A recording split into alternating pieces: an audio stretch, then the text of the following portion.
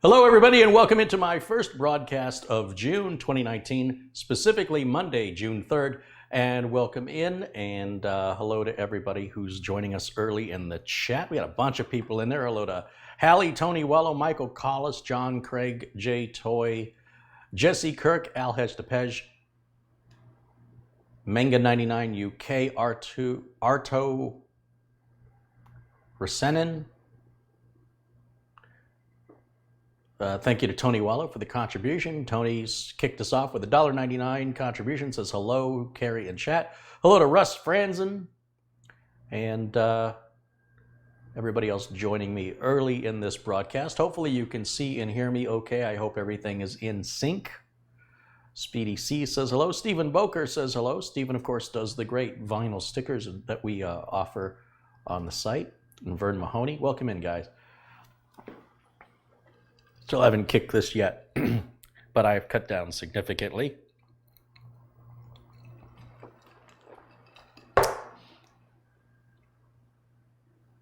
It's like stopping a habit. Linda Hudson says hello. Edward Green says hello. And I see Colin Hilton and Tina McLaughlin and Peter Brooks. Welcome in, everybody.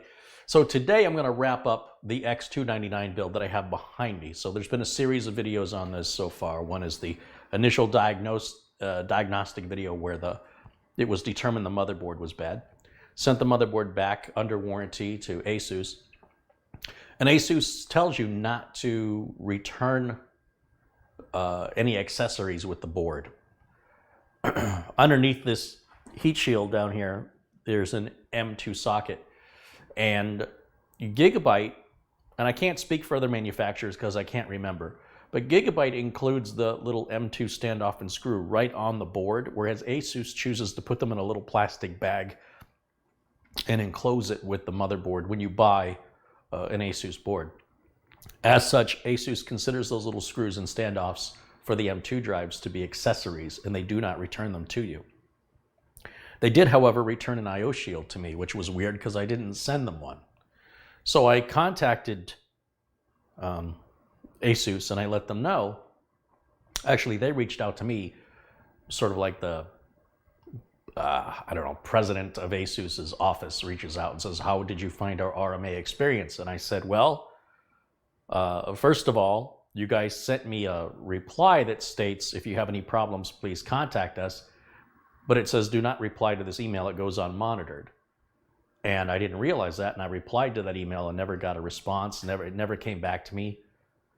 And there's no link on where to reply. It says just visit our RMA's website to send a reply. But there's no trouble ticket. It's all closed out. You guys sent the part, you closed the ticket, it's gone. So there doesn't appear to be any way to contact you, number one. Number two, you sent me an I/O shield. I don't know why you did that. And number three, you kept my M.2 standoff and screw. So they responded back and they apologized for the confusion, that they have no idea what somebody was thinking sending me the I/O shield. They were not supposed to do that. That is not normal. And as far as the M2, they said that they do consider that to be an accessory, but they went ahead and mailed me a replacement. So that just came in the mail. And then I was home late yesterday and there was a couple packages by my door, and opened it up, and it was a couple of gifts from Tony Wallow here in the chat. And one of those was 2 bags of these M2 screws. Now, I looked for these little M2 screws and standoffs on Amazon, and I couldn't find the ones ASUS uses because, excuse me, ASUS uses a different M2 standoff than Gigabyte. I don't know how well the camera's going to pick that up, but the little screw on the standoff is very, very narrow and short. And I tried to swap one out. I thought I'd be cheeky and take one off of a Gigabyte board and put it here on the ASUS, but the thread on it was a wider diameter thread. So I don't know how Tony found these, but these appear to be the exact proper ones, and he sent 2 of them, and there's a kit of 3 standoffs and screw, along with the screwdriver in each one. He sent me 2 of them. Now, I don't need them because ASUS did send the M2 screw and standoff for this board at no cost, but I will definitely put these away so I have them. These are a good item to keep in inventory. They seem unique to ASUS. I don't think I've seen this type of standoff in use by Gigabyte at all. And like I said, I haven't really paid attention with other motherboard manufacturers because I don't use them often enough. So I don't know how Tony, I don't know how he found these because I couldn't find them, but good job, Tony. And then ASUS sent me a pair. So I've got 2 standoffs and 2 screws. And I only just need the one. I think the board only has 1 socket on it anyway. I'm pretty sure. It's nice that they sent me an extra set. And so we're going to put the crucial P1 1 terabyte NVMe drive in today. And then what I'm going to do, I'm going to forget this whole idea. I had used this SATA drive to configure the machine and make sure everything worked. But I'm not even going to clone it or anything. This will go back on the parts shelf for a future giveaway machine. And we'll do a fresh, clean install of Windows 10 with the NVMe drive installed. Also, this wasn't expected. The other thing that I got in the mail is a very early birthday card, again from Tony Wallow. He says, "Hope everything comes your way for an amazing day." So that was unexpected because it's not my birthday for another 3 weeks. But thank you so much. What an amazing fan. You know, you guys just. You make me speechless sometimes. Tony's been very generous. I mean, even today he's contributed again. So thank you so much. I do appreciate that. What am I missing in the chat? Can you repair my PC? I don't know. You'd have to tell me more about it. Just looking through. What am I missing? Dave Murray says hello. Good to see Dave. Colin Hunt has contributed £5. He says, "I hope you are well. Keep up the great videos." Thank you, Colin. Robert Jones says hello. Dusan Packler, Christopher Myers, Glenn H., Dave Stetzel, Don Walters, Sharon Idle, Lord Folk 1, Peter Dunstall, Mats Rickardson, Thomas M., Morton Nygaard, John Craig, Robert Fitzpatrick, Luke Greenia. Welcome in, guys. Welcome in. Good to see everybody here in the chat today. All right. I don't know. I'm having a little frog in my throat today. People are saying happy birthday to me. Listen, it's not my birthday for 3 weeks. Let's not rush it. Thank you. I appreciate the thought. All right, now, let me get a little work done. So let me start. And this is going to be a very difficult thing for me to try and film because the video card's in the way, and I honestly don't want to take it out, but I have to. Never mind. It has to come out. I just realized there's 3 screws there, and one of them is under the graphics card, so I have to temporarily remove this graphics card so that I can get to that heatsink. And you know, that be very easy. It would be very easy to send a motherboard in for repair and forget you have an M2 drive installed if you've got a heatsink like that. And they're not obligated to return anything to you. So you have to be very careful when you're sending items back to a manufacturer under warranty that you're sending back the absolute bare minimum. That's what's needed for the repair.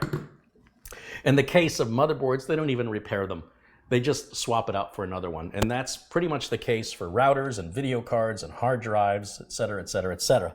They will go to a third-party company that will buy them broken, and they will refurbish them and sell them. And that's why you'll often see refurbished product that you say, well, I thought Carey said they weren't repaired. Well, a third-party company may repair some that are repairable, but they don't just dump them in a landfill. They will sell off their not excess inventory, but all the returns. There are vendors that buy the broken stuff. And sometimes the stuff's just scratched or netted. Sometimes the person just didn't know what they were doing. The customer bought it, and it can't be sold as new anymore. So anyway, that's a whole thing. So all right, let's get a whole industry, I guess is what I'm trying to say. Buying and selling and refurbishing product. Don't have much magnetism on this today. Let's see if we can magnetize this driver. I have a parts list in the video notes below the video for like the screwdriver and the magnetizer that I'm looking for, which is in here somewhere. I'll use this big magnetizer. That's one side of this magnetizes and one side of this demagnetizes. But that ought to do it. Let's see if that helps. Can I pick that screw up now? Yes, much better. So there's 1 of 3. There's 2 of 3. This would be a lot easier to do if the case were laying flat, but then you really wouldn't be able to see anything at all if I laid the case flat to do this. But if you're going to do this on your machine at home, don't do it with the machine upright. It's just you're working way too hard. You let me work hard. Let me say, you let me work too hard. You guys do it the easy way. All right, there's the third one. And the tape is still on the thermal pad. I've got to remember to remove that. And then here in this bag, I'm going to have to cut this open. If I tear this bag open, I will lose the other standoff and screw. So what I'm going to do is get some scissors here, and we'll just cut the top of this off. And that way I'll be able to fold it over and staple it shut and put it away. So when this happens again, and it's just a matter of time before this will happen again where I need a standoff for an M2 drive, I'll at least have the ones that fit the ASUS boards, or some of the ASUS boards anyway. I don't know that ASUS uses this particular standoff and screw style on all the boards, but the fact they use it at all, and I've never seen it before, suggests it's a difficult part to get. I have plenty of extra computer screws, case screws, hard drive screws, but this will be the first time I have any spare M2 stuff. Because generally, if there is an extra screw that comes with the board, the customer gets it. Now, just looking in here, I want to go to the 2280 position, which, if I get my glasses so I can see, is written on the board next to each hole. Sometimes you can sort of estimate it. Yeah, so it's going to be the last hole here. And we'll put that right there.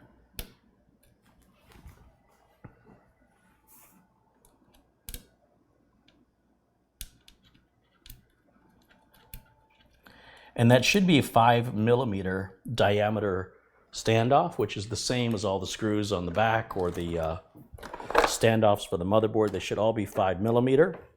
And so I have a little ratcheting socket with a 5mm bit on it right here that I use for that. And so we can just tighten that down a bit. Remember, it does not have to be super tight. It's just there to hold the drive in place. And then, of course, we've got the crucial P1 right here. Getting a sense of deja vu on this.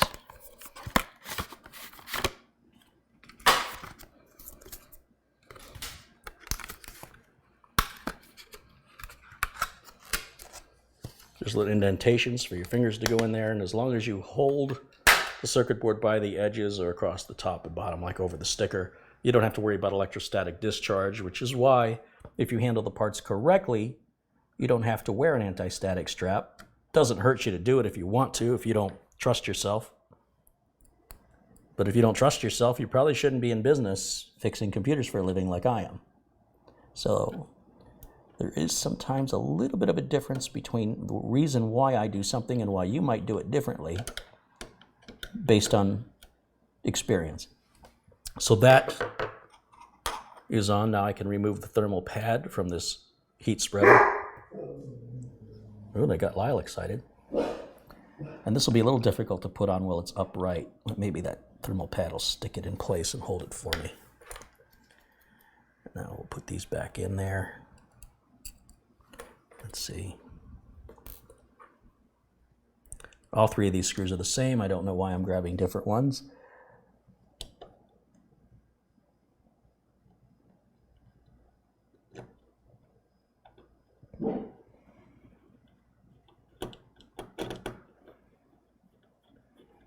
Just get them started.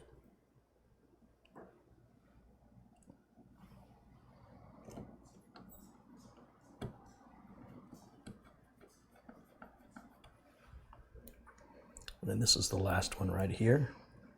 Now these are finer, a finer head on these, on the head of the screw. It's a Phillips number 1 instead of a Phillips number 2. Generally, you're going to use a Phillips number 2 on 95% of your computer build. And then a Phillips number 1 will come into play for like an M2 drive, or maybe if you had a built-in Wi-Fi adapter on the board or something. Some boards have those. It'll be it's a much smaller screw. So smaller screw means smaller head. Then the Phillips number 1 is much smaller and narrower than a Phillips number 2. And of course, the Phillips number 3 is even bigger. So the bigger the thing you're working on, the bigger the item, the larger the screw, the bigger the screw head, so you can have some leverage to turn that screw. Now, it looks like I missed a contribution. Let me give a shout out here to Morten Nygaard, who just contributed 100 Norwegian krona. He said, just built a computer with my first Gigabyte H3. It's an H370 Aorus Gaming 3 motherboard, inspired by the man himself, you. The motherboard seems decent. I like your video. Well, thank you. And Lourdes Evans has contributed $2. So thank you guys again for supporting the channel. Now, what I'm going to do next, let's see. So I've got the M2 drive in there. Let's go ahead and put the graphics card back in.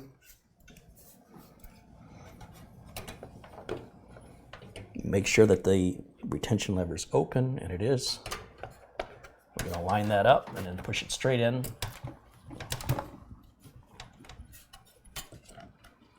Not exactly clicking into place, but I'll take it. Take what I can get here. There's one.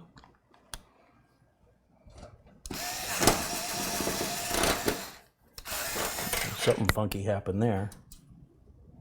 That was weird.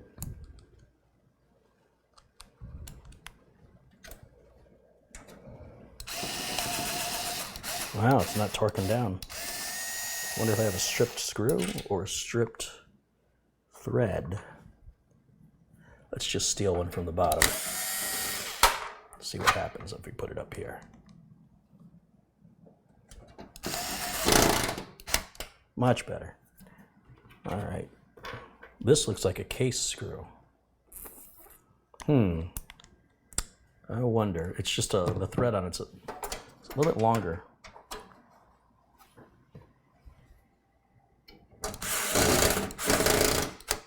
Yeah, kind of the threads on it are a little twisty, but that's all right. It's an older machine. It's sort of being resuscitated, if you will. So I'm not too worried about that. If it was going to a customer, if I was building this for somebody, I would probably swap all those out, or at least the ones I think are bad, those thumb screws.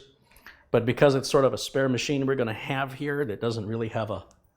I don't really know what we're going to do with this yet, but I want to make it up and running, make it run, and then we can figure out what we're going to do with it afterwards.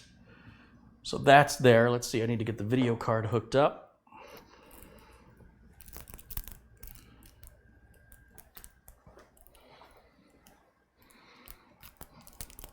So we'll grab an HDMI cable here. We'll plug it in the back of the streamer. There's one part of it done. There's the other part of it. And then I need a Windows 10 installation media, which I have over here somewhere. Here it is. Put that into a blue port, so this will go a little faster, since that's a USB 3 flash drive. We've got to give power to the video card. Let me just make sure the power supply is off. And we'll go one here and one here, just like it was.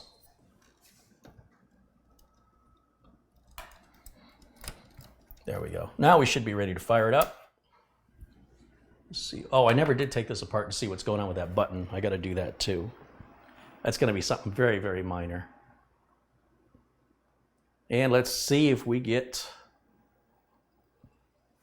the M2 drive recognized now.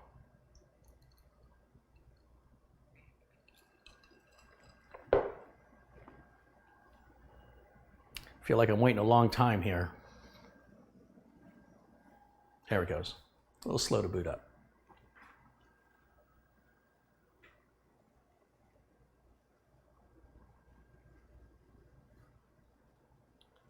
So I had a letter today from this person in the chat that says they only got one case badge. Now they're saying they got 3. So did you get 1 or did you get 3? I thought it was weird. They sent me a letter telling me they ordered 3 and they only got 1. Usually somebody might send an email for that or send a message through the website. Sending it through the mail was a slow way to tell me. But I'd be curious to know if there's a problem.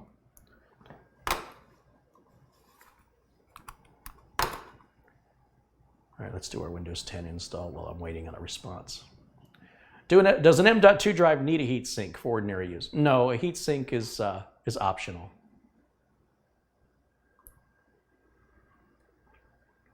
Windows 10 Pro.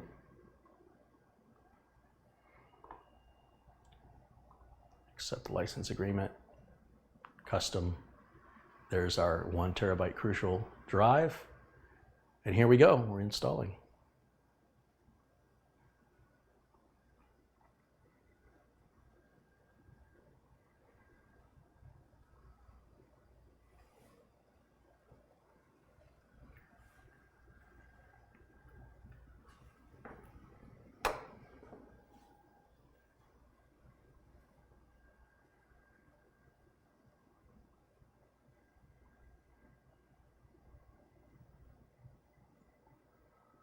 Navy Retired has contributed $1. Thank you for that. I have not heard from the other winner from Friday's broadcast, the one in Florida. I don't remember who that was, and I don't know how to reach out to them because they had been selected to receive one of the computers that we have, and they never reached out. So if they're watching this, please reach out.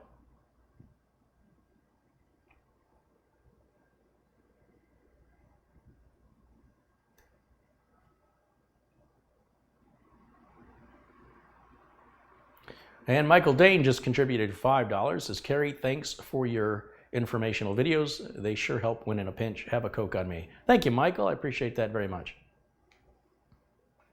And Richard says, thanks for wishing me a happy birthday. Yeah, if you're a Facebook friend, I always say happy birthday to all my Facebook friends. Facebook has a little alert, that tells you which of your friends has birthdays. And so I always make it a point to say happy birthday to everybody, whoever has a birthday each day. Do you always install Windows 10 Pro? I install whatever the customer has. In this case, I am the one that is providing the operating system, and I can buy Windows 10 Pro for less than the cost of Windows 10 Home. So it doesn't make any sense for me to buy anything other than Pro as an OEM system builder. I get a discounted price, and that includes, the certificate of authenticity and everything. It's not like you're just buying some cheap key offline or online.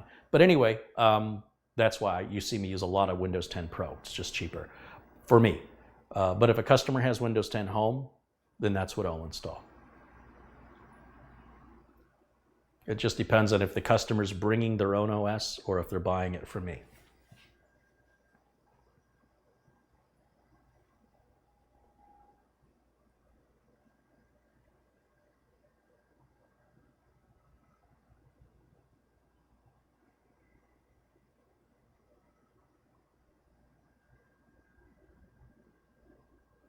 So again, this iSilva45 wrote to me and said they ordered 3 case badges and only got 1. And I just got that letter in the mail today, and not 20 minutes after I've opened the letter, he says, thank you for the 3 case badges. I have fixed all 3. So I'm confused. I don't know if I'm supposed to send you, if any case badges were missing for me to send you.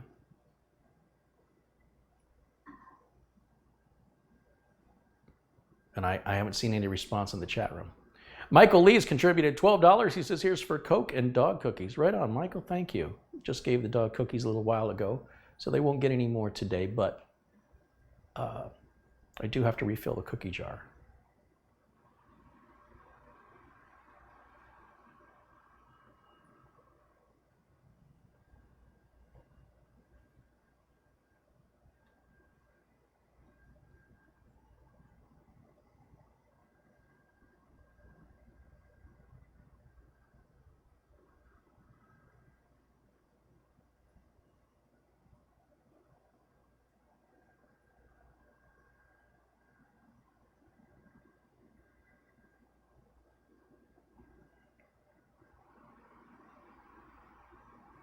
Carey, do you accept basic attention tokens? No, but thank you for asking.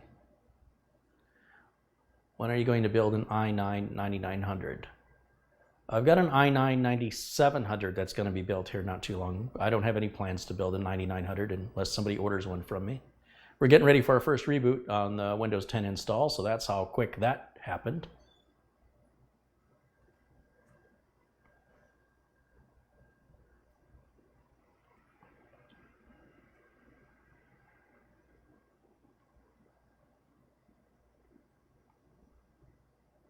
Do you sell Windows 10 to others when you build a computer? Yes. Yeah, if they want to buy it from me, I can save them some money.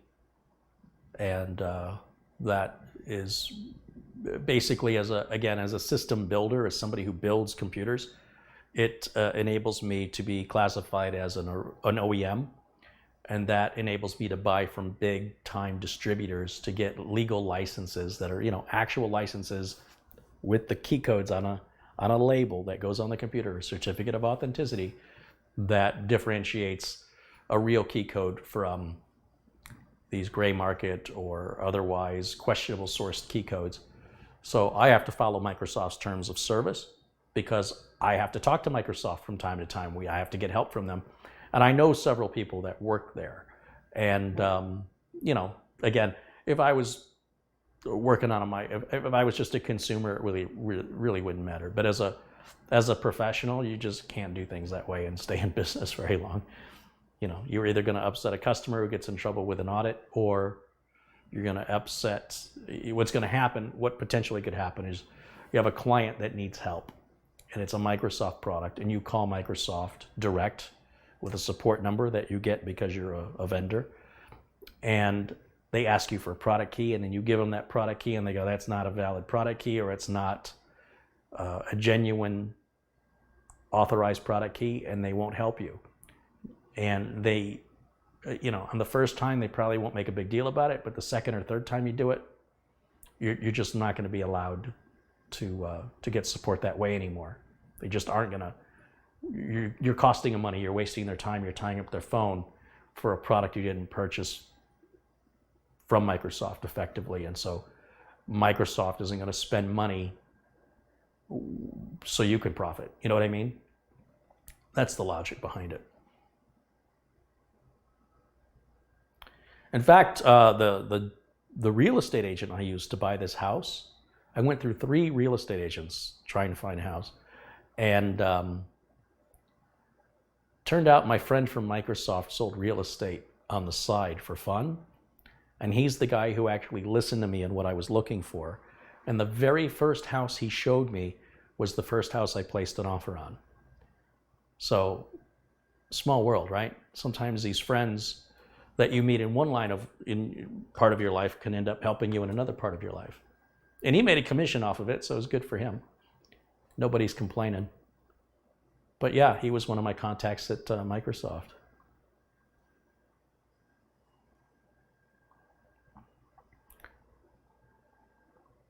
Good old Aaron. All right, we're just going to say the user's name is user here since this doesn't have a home.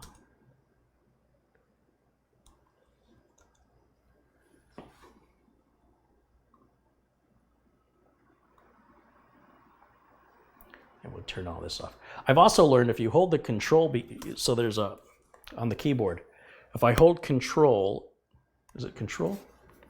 And roll the mouse wheel towards me, I can make that window smaller so I can see everything instead of scrolling to find those buttons. Found that out by mistake, but I'm glad I figured it out. Then we'll hit accept after we turn all that off. And then it just goes right back to full size again after that. Another little tip from your Uncle Carey.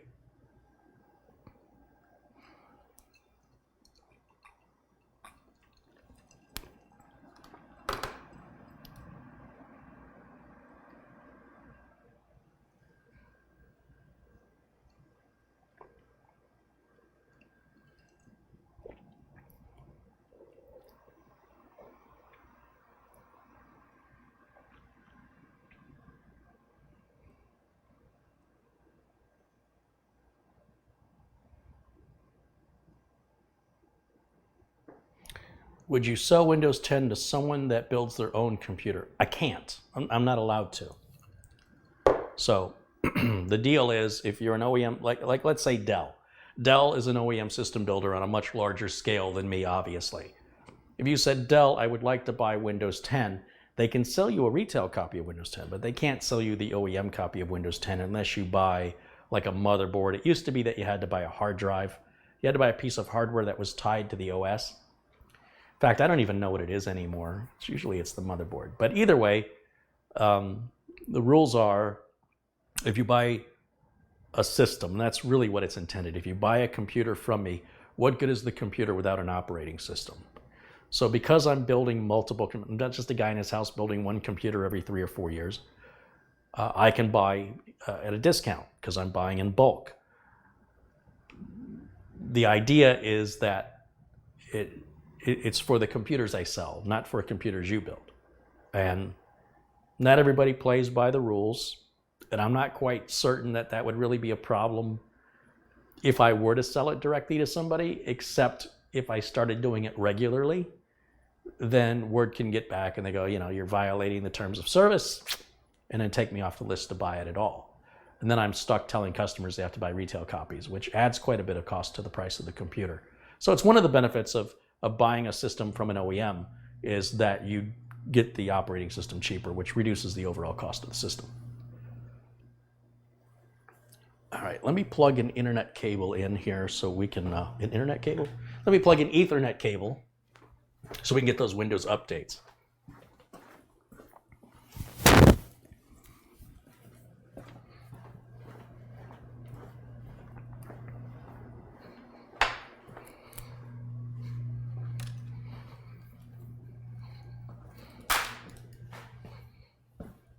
Let's see, we'll plug one end here into the router. And we'll grab the other end. And the order of this is really important. I don't like to plug in anything other than the keyboard and monitor and power until after the operating system has been completely installed. Then I can remove the flash drive.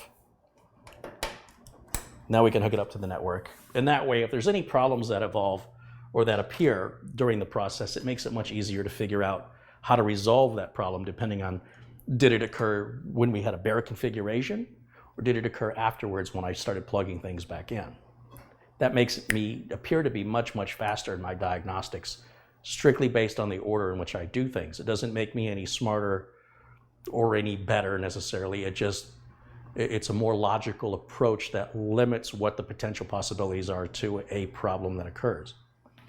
It's pretty simple logic, really.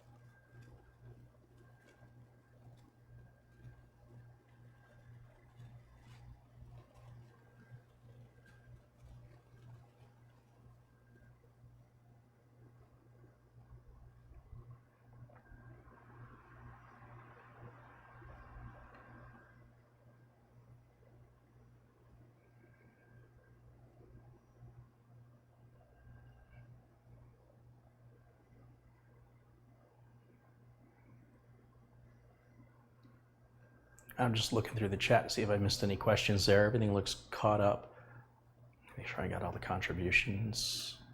Yeah, we're caught up there too. Very good. So we're just waiting for these updates to finish. And then I'm going to, I suppose the last thing I have to do is take the front bezel off and see what's going on with that power switch. And then we can put the side panels back on.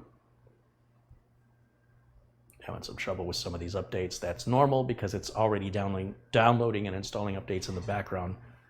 And when I force it to get updates, it doubles. Some of the updates are already being downloaded and installed, but because they're in process, the system is the way Microsoft works is just, it says, oh, it's not installed yet. It doesn't have a flag to set that it's in the process. I don't know why, but that's why you see me do that.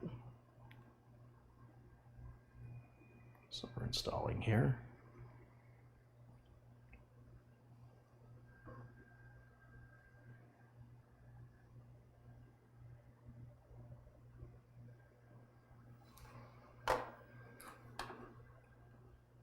So the keyboard and mouse combos you see me use, those are all listed at the Amazon store in the link below my video here. So anything you see, the cordless screwdriver, the regular screwdrivers, everything's listed there underneath this video.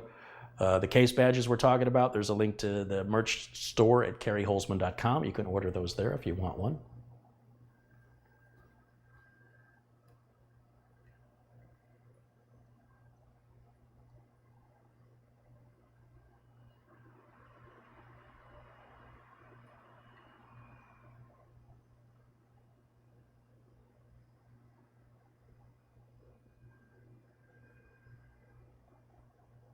One more install happening, and then we should be able to restart.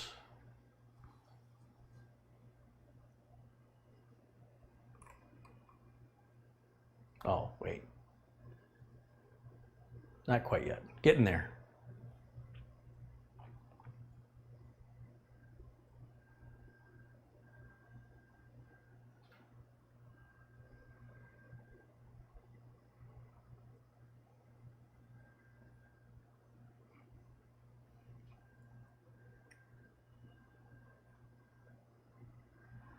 Yeah, those cumulative updates can take a little while.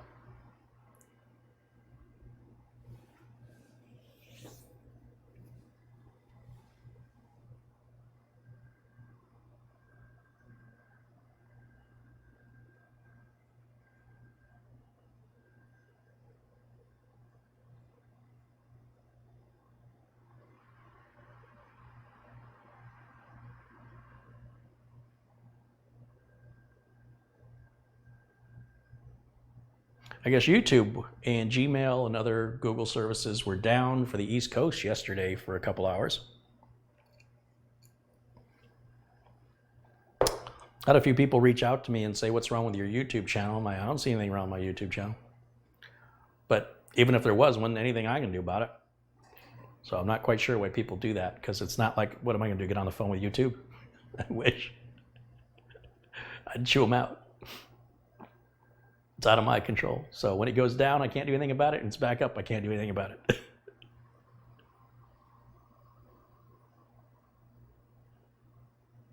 So the secret is to just be patient. Whatever it is, it'll take care of itself. If it goes on for more than 24 hours, I'm sure I probably am already aware of it. But even if I'm not, again, nothing I can do about it.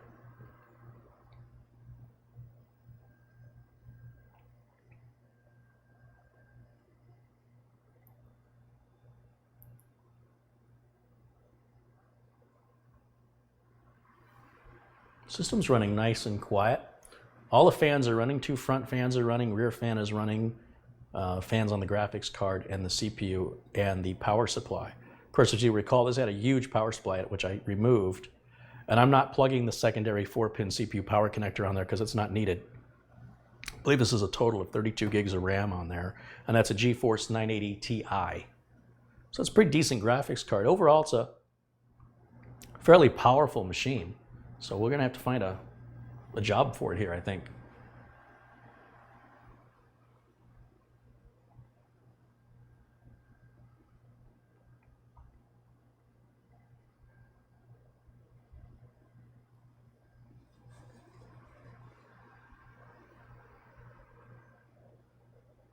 Here we go. 90% of our install. Almost done. We're ready for our first restart. There it is. Let's see how long this takes to restart. Of course, when this isn't an accurate way to measure because it's got to install the updates on the exit out and on the entrance back in again. So it's going to take longer to shut down and longer to start up after updates are done. And then we're going to check for updates again because there might be some more updates to these updates. And when it comes up and says there's no more updates, Then we can run the optimizer on it, and it'll pretty much be ready to go after that. I gotta, like I say, pull that front bezel off. Let's see what's going on with that power switch. Because it's not moving like it should. It's like up against something. It's not allowing the switch to move back and forth. And when I touched it, it just moved enough to power it on. So it's not sitting correctly. It's not seated right.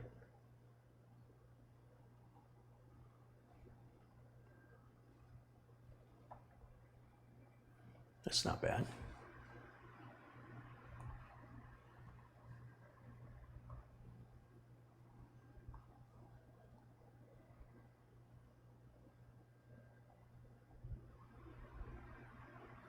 Yep, there's a couple more updates. These should be quick, I hope.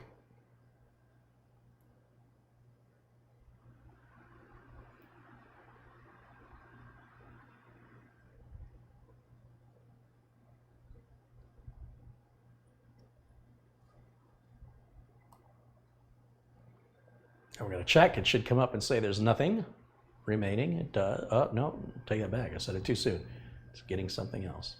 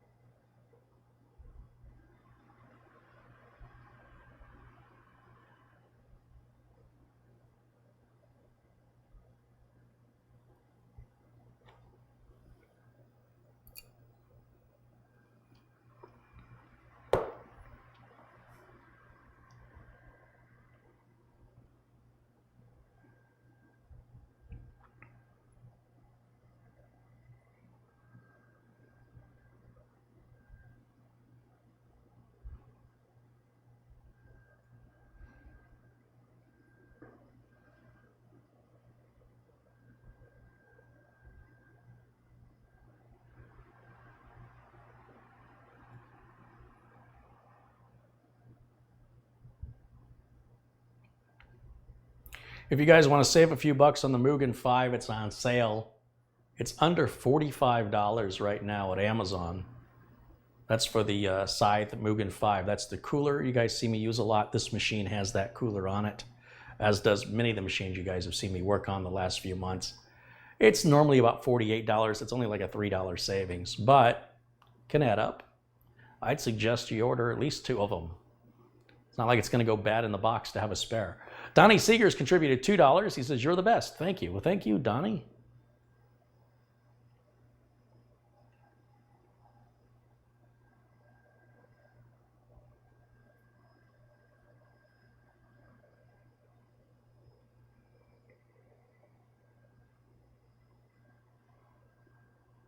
That's the kind of boot time we're talking about right there.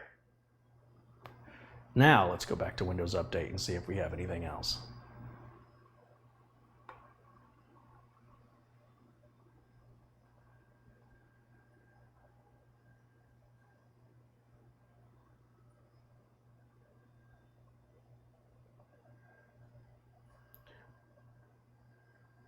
Download and install now.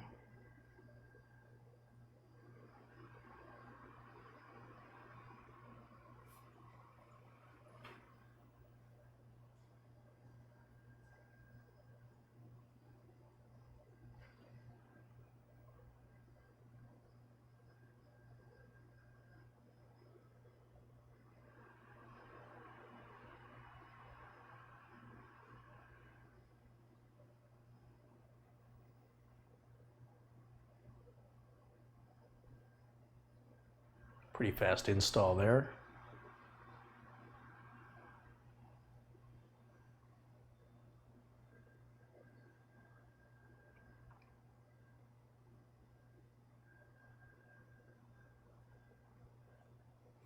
Doug Bradley says, "I bought your optimizer this morning. Best $10 I've ever spent." Right on. Glad you like it. I'll be using it here in a moment. And if you guys are curious, after you see the optimizer, if you want to purchase it, the link is in the notes below the video. It's just an optimizer. It just sets some settings the way I think they should be set by default out of the box for Microsoft. It's not a customizer. I've had several people ask me if I would add features regarding the customization of Windows. It's not a Windows 10 customizer. It's a Windows 10 optimizer. And so I just want to make sure you guys understand that distinction. Some people have said their computer boots up faster after they run it. I'm not going to make any claims other than it's not going to hurt anything. Whether or not you notice a difference, I can't say. There's a lot of variables involved on the machines. On some machines, it can make a noticeable difference. On other machines, you may not notice it as much. But it's $10 and you can run it on as many machines as you want. I only ask that you don't copy it and give it away. But if you want to run it on friends and family and machines, that's fine. Just please don't leave a copy with them. I can't stop you from doing it, but to support the channel, that's all.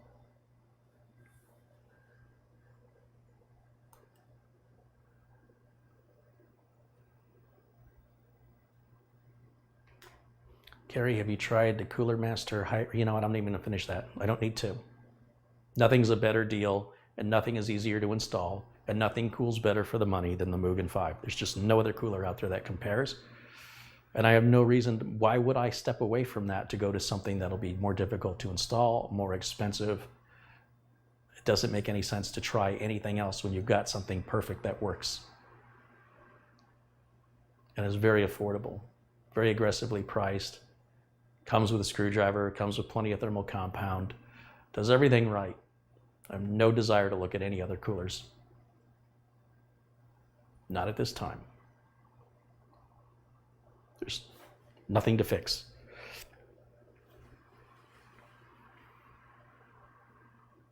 David Williams says the optimizer is a very awesome tool. I can tell a difference in mine when I used it. Yeah, again, I'm not saying you won't. I'm not going to promise everybody's going to be able to see a big difference or any difference at all. There's a large variable in the type of hardware you've got installed. But I can promise you it won't hurt anything. There'll be no negative consequences from running it. And everything the optimizer does, you could do by hand, registry tweaks and stuff like this. It just does it real quick. It does it with consistency to make sure that every setting that I tweak gets tweaked. You don't have to worry about forgetting one or not setting it correctly or having a typo. And like I said, it's done very, very quickly with consistency and accuracy. So it really was a tool just for me to meet my needs. And when I showed it to, in a video, a lot of people in the chat said, would you sell it? It's like, okay. Didn't go into it thinking I should write an app to sell. I went into it thinking I should automate this thing I'm doing by hand over and over and over again. Necessity is the mother of invention, as they say. Another restart.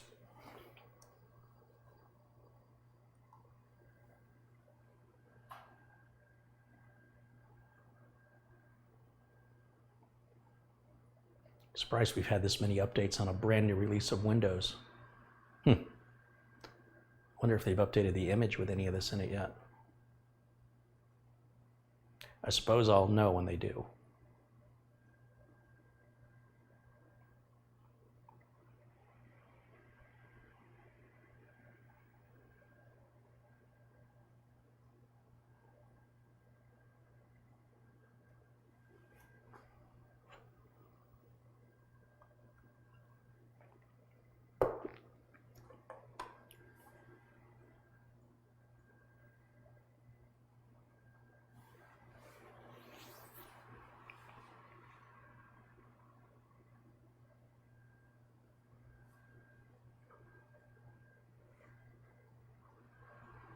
Back to Windows Update. Just keep repeating this until it says there's no more updates. Now with Windows 10, like here, it says an additional update is available. Download and install here. So we'll click that. That's sort of a new thing they've changed with Windows 10 that I don't recall ever seeing that in prior versions of Windows 10.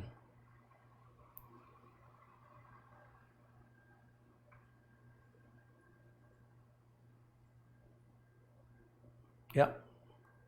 So it's not finding anything else, so we're good. So we'll close that out. Now I'll grab the optimizer and we'll plug that in.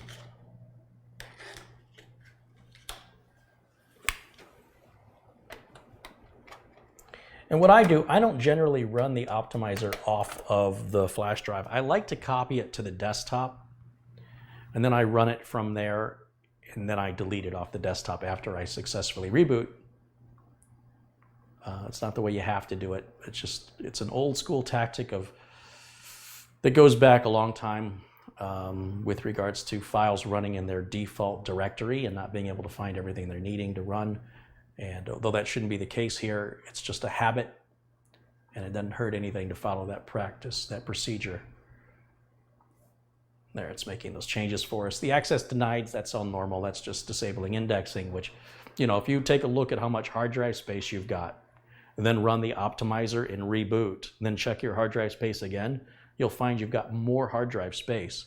Because it turns off indexing and hibernation files, it frees up a lot of hard drive space. Well, can free up a lot of hard drive space. And when you're running a solid state drive with limited space, that of course has a direct impact on performance, especially when you get down into 20% less of free space on a solid state drive. You may notice a significant slowdown in your computer's performance because of that.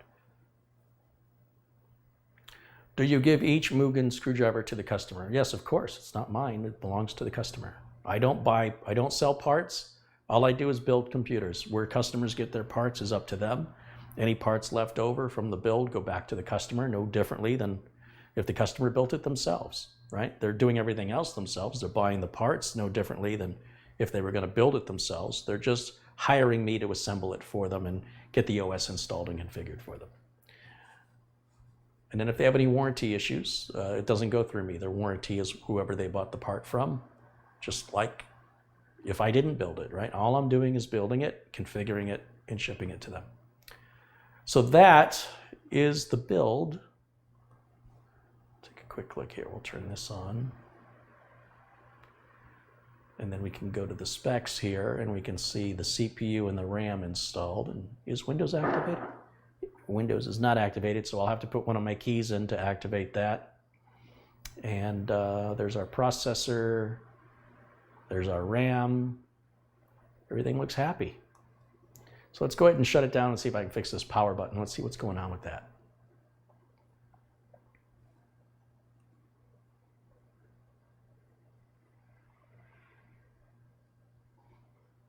Would you increase a GPU fan spin to a higher percentage? No, you should just leave things alone. I've never met anybody in the real world who could tell you the temperature of their computer. Like regular computer owners, they turn it on and they use it. Like everything else in their life. They don't measure the temperature of their television. They don't measure the temperature of their car. Many cars don't even have a temperature gauge. They don't even take their own temperature. But they're somehow obsessed with temperatures of CPUs and GPUs. And I think it's a mental illness. I really believe it's a true mental illness. It's a form of hypochondriac. And it's not good for you. It really isn't. They do make anti-anxiety medications that may help you. It's not healthy. If you're suffering a computer problem, then you should address it to fix it. But if your computer's not having any crashes, what are you doing? You're just looking to create a problem. And in the world of business, nobody's got time for that. That's what we call nonsense. We're trying to do work. That means using the computer to accomplish a task. If the computer cannot do that task, that's when IT steps in and fixes it. Nobody's looking at temperatures unless there's a reason to. So there's a huge amount of silliness on the internet that does not have any impact on the way real world IT works. And I would love to see people evolve past that and start thinking about things that actually matter. Now, I'm going to pull this front panel off, which, let's make sure this is off. I don't know if I have to take out the drive to do that. Let's see, this piece comes off first. And I'll take out this piece here. And there should be some releases here somewhere.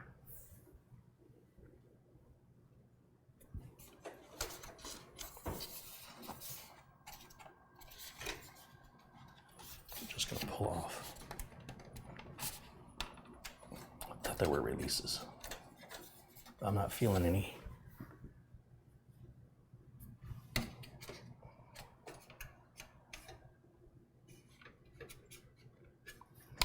Oh. This one has screws, doesn't it? You know, take some screws out and then it drops down about an inch, as I recall. This one's a little bit different. Let's see if we can move this to the edge of the desk. And I could look up underneath here and see.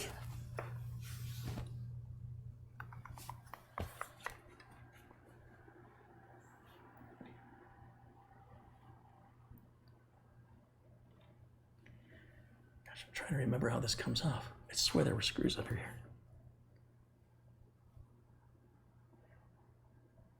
It's probably something right in front of my face. And I'm not seeing it.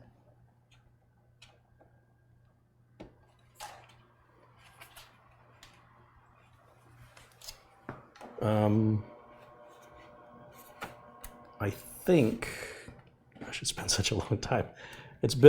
I've worked on so many different machines in the last couple of weeks that I can't remember. Usually the fronts just pop off, and I do remember this one is different. And I know there's a couple of screws here that hold it, and then the whole front piece drops down. And I'm just trying to remember.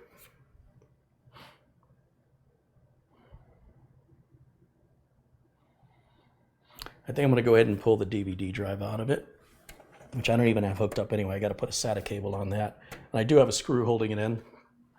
Probably one on each side. Yep, one on each side. Go ahead and just take this out because it may be blocking the bezel from coming out.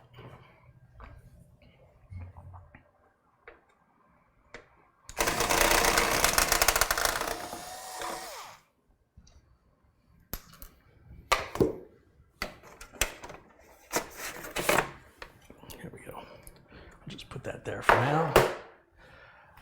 And as I recall, this piece comes out.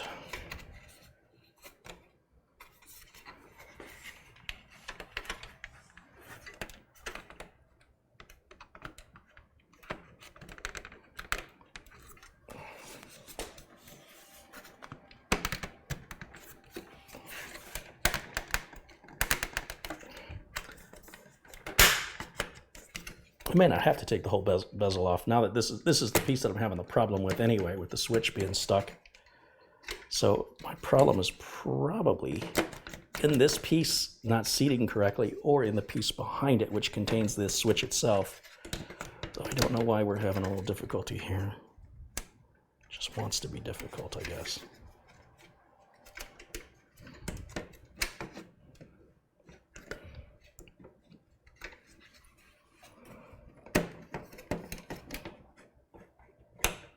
Kind of like working in the dark. You think you can't see. Imagine what it's like to be me. I can't see much better. And I'm standing right in front of it, and I can't see. Something's holding it in. I can't see what it is. I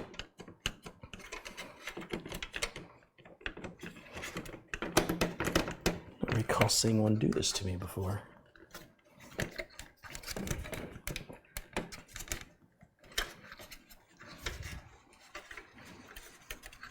Come on now.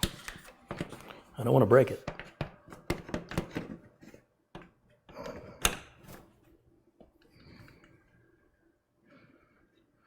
No, I'm just curious if I snap it back in there. You know what? That fixed the power button. It just wasn't seated correctly. So that was easy. I didn't have to take it apart at all. I just had to take the bezel off, which did require the DVD drive to come out though, because the DVD drive would lock that piece in with its own front bezel. But it did remind me I've got that SATA cable to hook up to it anyway. So we can put the DVD drive back in. Sorry I couldn't show that to you better. I'm hoping to have my nephew here during summer vacation from school and give him the camera and let him give you guys better camera angles. And I hope to start that the week after next, if everything goes well. Well, the week after this one.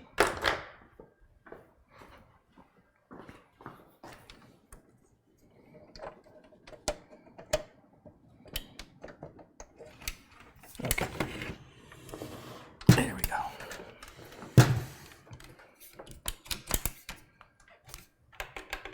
Much better. Okay, very, very good.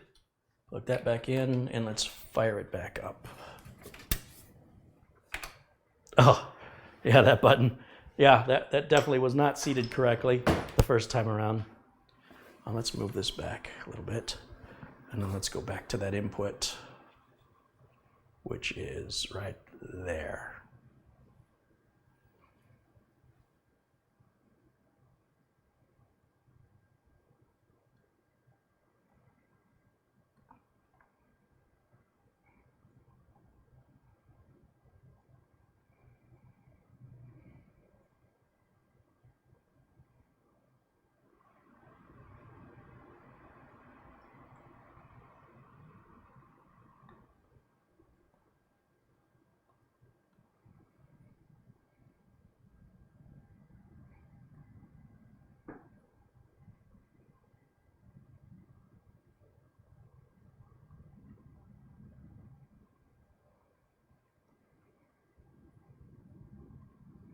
Not sure why that just restarted. I wasn't paying much attention. I didn't see what it just did.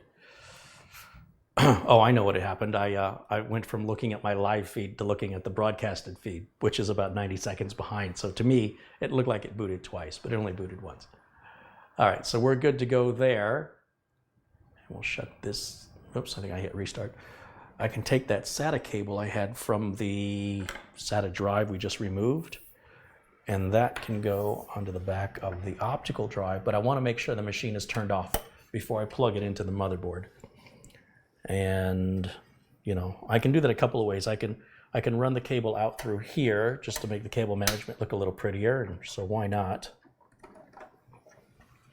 And then we can bring it in down through the bottom port here where the SATA connectors are on the motherboard, and that'll just make us, you know, it'll look better. The cable management will be cleaner. And then all I have to do is get some nylon zip ties out and then sort of officially wrap up the cables in a nice way. And the machine will be done. So let's hit the button now and it should cycle off.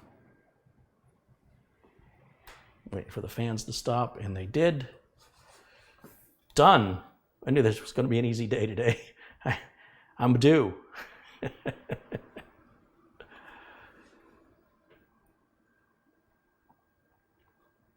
Mark Stevens has contributed $5. Thank you, Mark. And Michael Lee. Oh, I talked about that one already. Thanks, you guys, for your contributions during the live broadcast. It does support the channel and enables me to buy other equipment, to do videos more often, and who knows, maybe someday get a studio. I'm hoping. What do I do with my drink? Oh, here it is.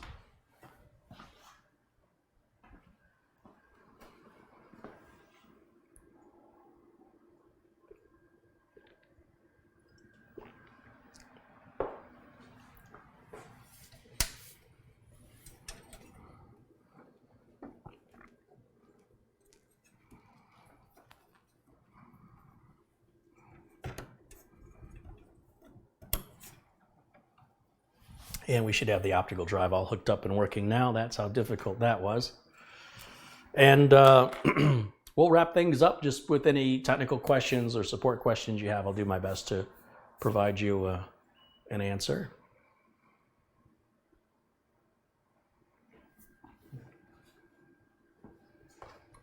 Let me move this stuff over here so I don't confuse them.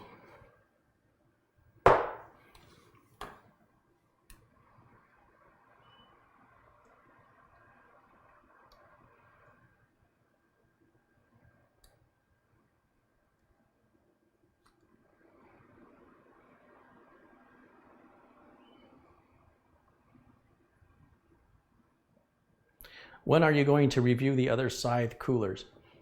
I have to get caught up on all the repairs and builds, which I am nearly done with. I've got another repair coming in next week. And if anybody out there has a computer they want repaired, if you want to ship it to me, I don't charge anything for the labor, just parts if they're needed. And again, I don't sell parts, you'd have to provide them. I could advise you where to get them and have them shipped directly to me so I can finish the repair. And then I pay for the shipping back to you. And the way that works is I'll generate revenue from the views the video gets over time. It'll take a while, but It's all about building a library here on YouTube. If you're starting a YouTube channel, the sooner you can hit 1,400 videos, the better. Don't expect to get large subscriber numbers or any significant amount of money from YouTube until you hit about 1,400 videos on YouTube. That's pretty much what I've calculated, at least as of 2019. That seems to be the magic number if you want to be able to do YouTube potentially full time. And I've been doing this 10 years. I've got less than 800 videos, but I've been cranking out more videos in the last 18 months, probably than I cranked out in 4 or 5 years prior. So if you put more time and effort into it, you do get more back. And then once you hit 1,400, you can't stop, because then it eventually, now you've built up a fan base and they want to see new content. They will have, it's like Harry Potter novels. They've read them all. They want new ones. And so back to work writing.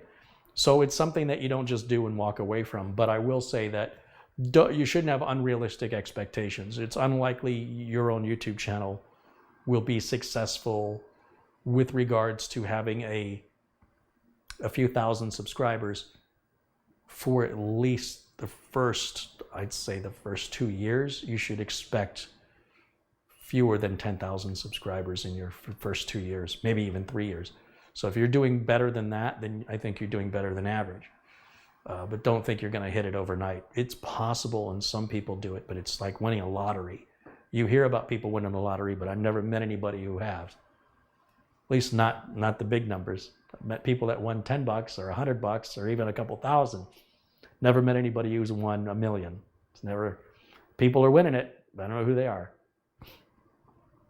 Darn it. They could loan me some money.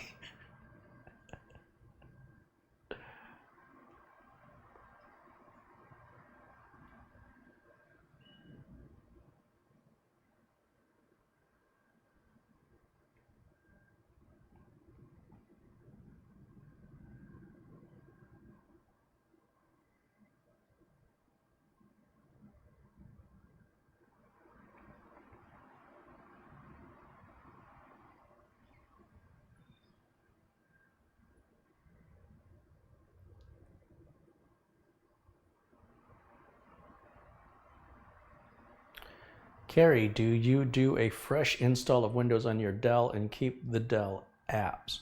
So I've got that Dell XPS 15, which is a really nice laptop. I really do like it. I've left it stock out of the box. I don't reinstall the operating system on it. Now, if something happens to it and I've got to reinstall it, I'll do a clean install just like you saw me do. I don't use, I was going to say I don't use any of the Dell apps, but on this laptop, it has a special, like a 1050 Ti, and I cannot download NVIDIA drivers that will work with it. I have to get them from Dell, and Dell has a piece of driver update software, Dell driver update, that is critical on that laptop to keep it updated. Other than that, I don't know that there's any Dell software I need, but it's not taking up much room, and the machine is lightning fast. So I don't see any benefit to going through and removing any of it at this point. But if something is giving me pop-ups or is being annoying or is slowing my boot time, it's coming off. But it's not like the old days. Like, it probably came with Symantec or McAfee. Those are definitely coming off, but you don't have to reinstall Windows for that anymore. Carey, can I send you my Dell laptop for repairs, keyboard, and update to SSD? What's the model of Dell laptop? May not be able to get a keyboard for you. I can do repairs as far as laptops go with changing your hard drive to a solid state drive and cloning. That's easy, or upgrading your RAM. That's pretty much easy on most laptops. When you get into keyboards or other screens or parts, they're often proprietary or difficult to find. You have to go to insecure sources, unreliable sources on eBay to try and source them. And when it's all said and done, it could take a couple of months, especially if parts are coming from China. When you combine the length of time it takes to ship for me to get it, for me to get your laptop, then for me to determine what part it needs, order that part, wait a few weeks for that part to come in, install that part, put it back together, test it, ship it back to you. You're looking at a couple of months. And then you're talking about what's the labor cost. Well, not the labor cost, but the parts and the shipping may be cheaper for you to buy a new laptop. If the laptop is more than 4 or 5 years old, it's probably cheaper to replace it. Certainly faster. You're going to have a brand new battery, brand new warranty, faster machine, brighter, clearer, sharper screen.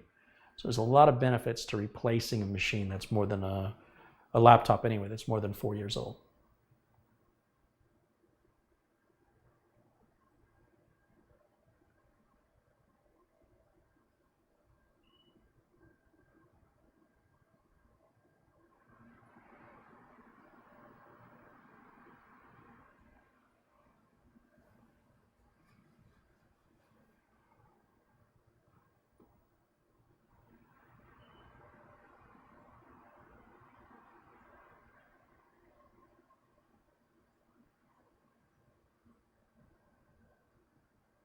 When are you getting a new floor?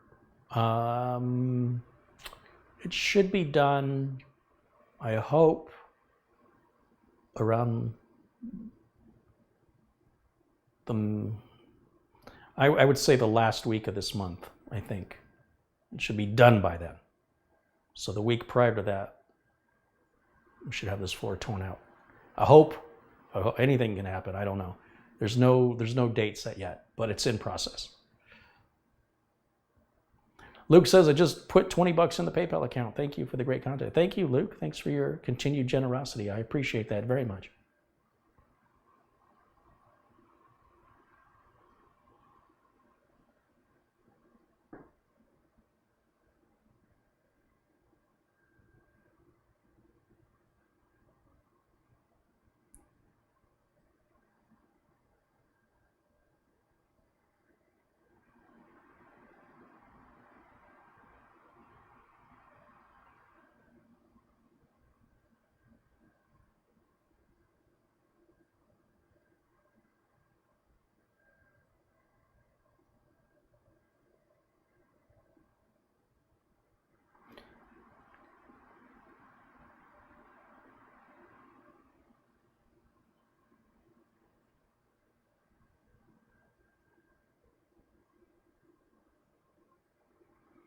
John says, I can do tile.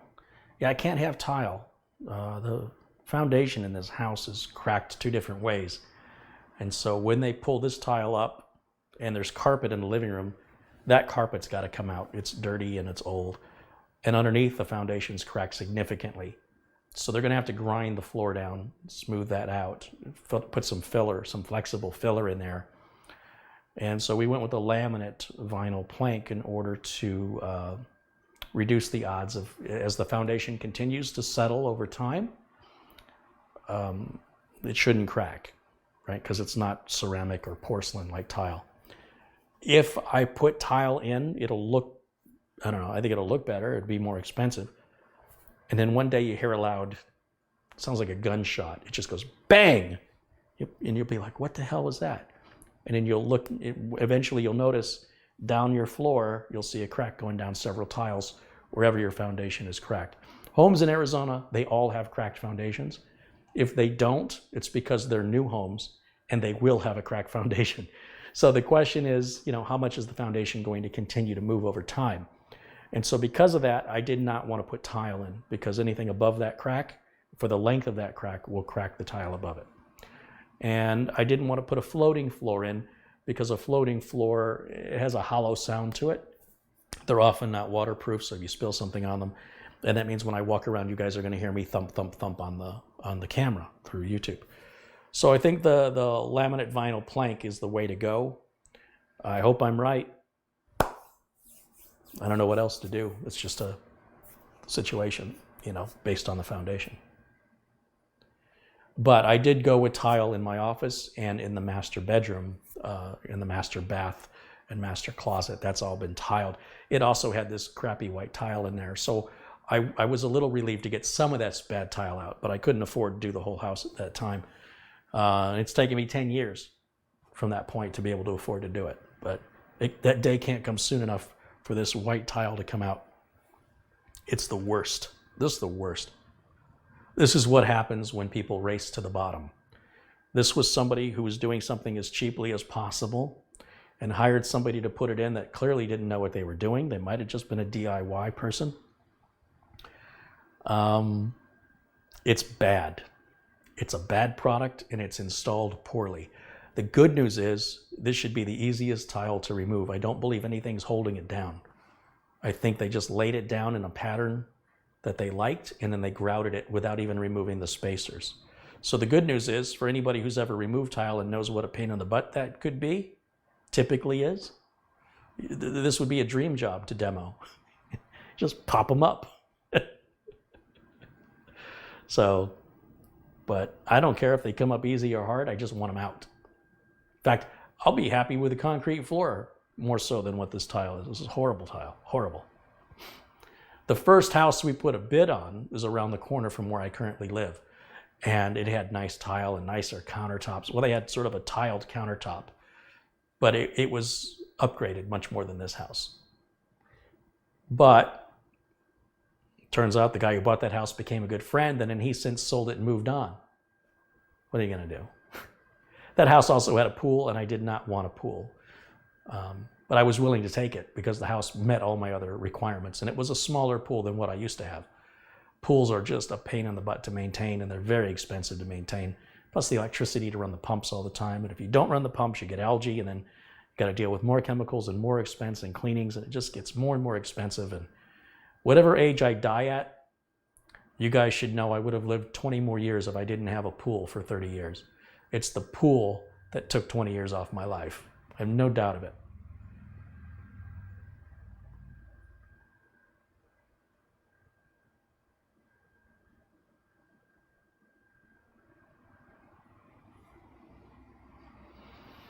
Polished concrete can be nice. Yeah, it'd be nice in a business. I wouldn't want it in my home. Once the tile gets, once the floor is removed and replaced and paid for, then hopefully you'll see all these cabinets and countertops go with something much nicer. We were looking at something that makes the floor seem cheap. But one thing at a time.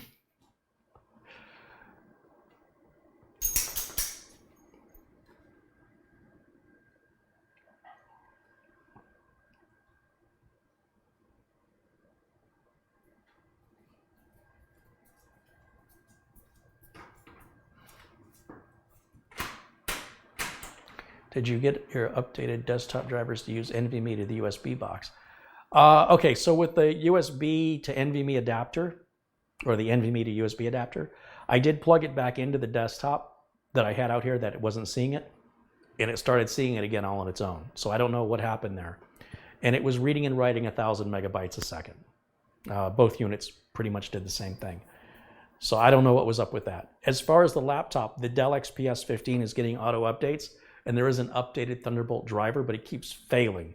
And I don't care, because the Thunderbolt works fine. This is probably more of a security update, and I just haven't had time to really sniff out what's going on here. But the Dell auto update keeps telling me I've got an update, and I say, well, install it, then it says it failed. And it's the update for the Thunderbolt driver.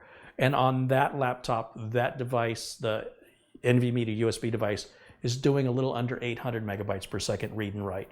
So I know that's on the laptop's side. I know it's capable of doing 1,000 because it did 1,000 on the desktop. So regardless of that, I did make my decision. I did like the Sabrent model much better than the Orico, but the Orico gets the job done and it sells for less money. So it's really personal choice there. But I do feel like you get more for your money with the Sabrent. It's heavier. It feels like you could hit somebody over the head with it and you'd hurt their head before you'd hurt this device. The Orico one, you know, it's more USB shaped, it's lighter, it's thinner, and that may be more comfortable in your pocket. If that's how you intend to carry it around, it's very similar to the Silverstone enclosure. The Silverstone enclosure, to me, is a lot easier to open and close, and, you know, for the one time you have to do it to get your drive installed. The Orico was sort of a pain in the butt. So here's hoping they'll continue to improve them, along with faster interfaces to really take advantage of the NVMe speeds. But in the meantime, if you were to have a system that won't start, bad motherboard, bad power supply, and you need the data off of it, because like a fool, you didn't back up no matter how many times I tell you you need to back up, you could pull your M.2 drive off the board, off the bad board, or, you know, the system that's not booting, plug it into a NVMe to USB adapter, and extract your data that way. So they're good for that, for sure. In that case, who cares about the speed anyway? Whether it's 800 megabytes or 1,000 megabytes, you just want your darn data back. On the other hand, if you just made your darn backup like I told you 8 million times, you wouldn't be in that position. The only people who are in that position are people who don't listen.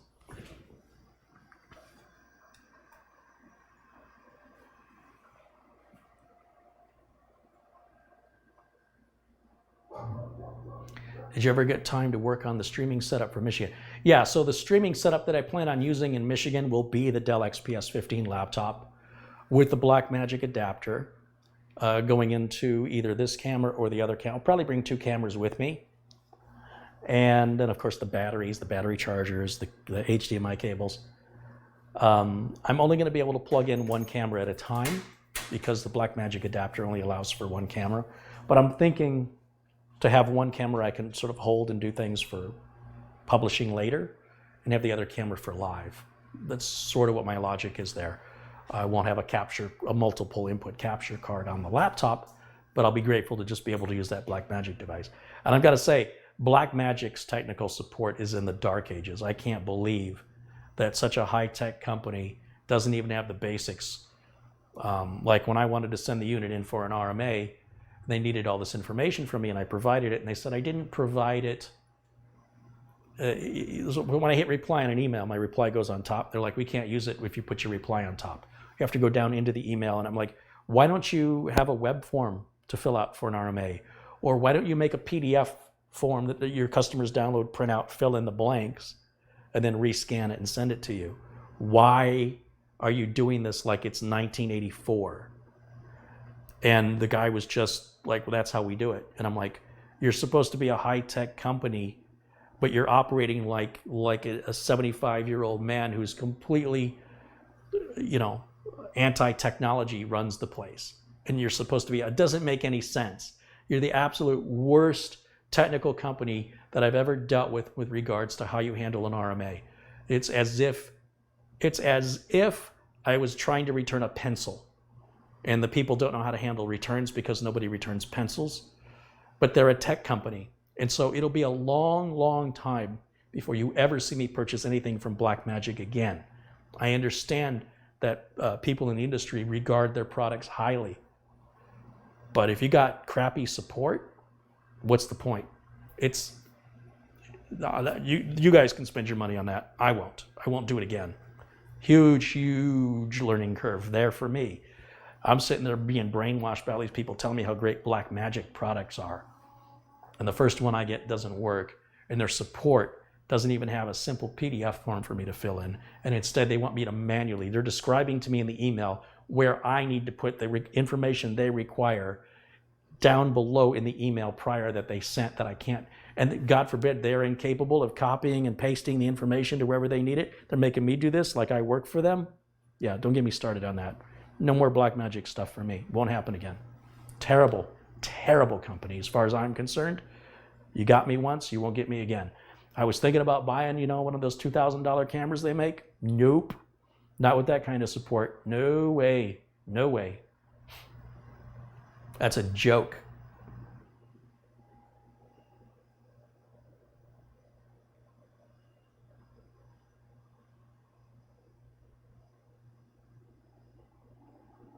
Carey, where are you going to relocate when you get your floor done? There won't be any relocation. They'll do the floor here. They should be in and out in a few days. And as soon as the floor is laid down, you can immediately put furniture back on it. It's not like tile where you've got to wait for the tile, the glue to set. This stuff, as soon as it's laid down, you can immediately put furniture over it and start walking on it. There's no delay. So they should be able to rip this tile out, rip the carpet out, lay the new tile. They're going to move the furniture back and forth as they need. I don't know how they're going to do that yet. I imagine they'll take all the furniture out of the kitchen, put it in the living room, tile the kitchen, and then move it all back into the kitchen and the living room furniture into the kitchen, then tile the living room and move the living room furniture back. But I don't know. And they should be able to do that in 4 days. And replace all the baseboards while they're at it. And they got to pull the appliances and tile underneath the appliances, and they got to tile underneath the washer and dryer. All that has to get pulled. I don't know where they're going to put it, but that's why they do that for a living and not me. So there won't be any videos live during that time while there's construction, but that should just be for a week. And then even then, we'll still have some pre-recorded content, traditional videos to fill in at some point. I don't know if it'll be every day. Depends how busy I can get my sister to crank out some quick tips videos, at the very least, from the live feeds.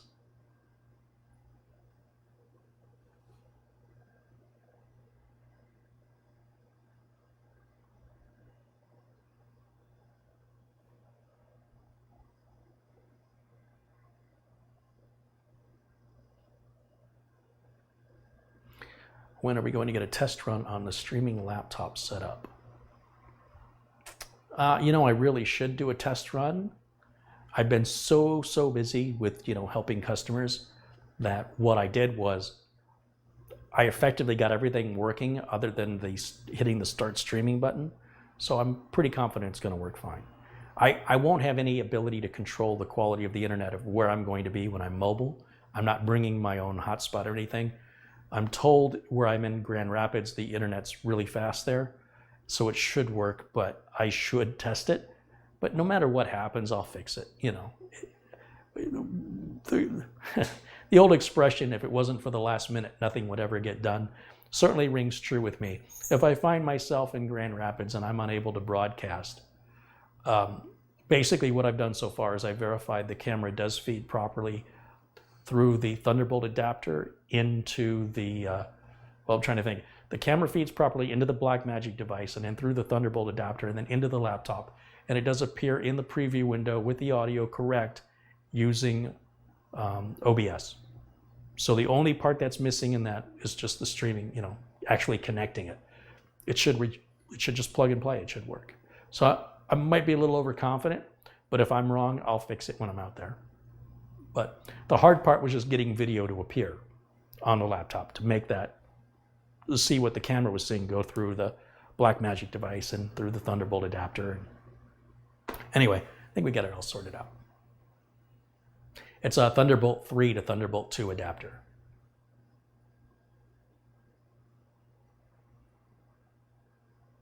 Did you end up sticking with the Ryzen for streaming or did you bring out the Cola PC? So I'm still streaming on the Ryzen. I'm on the fence. I really feel like I should pull the stock Wraith LED cooler off of the Ryzen that I'm using now because it makes too much noise.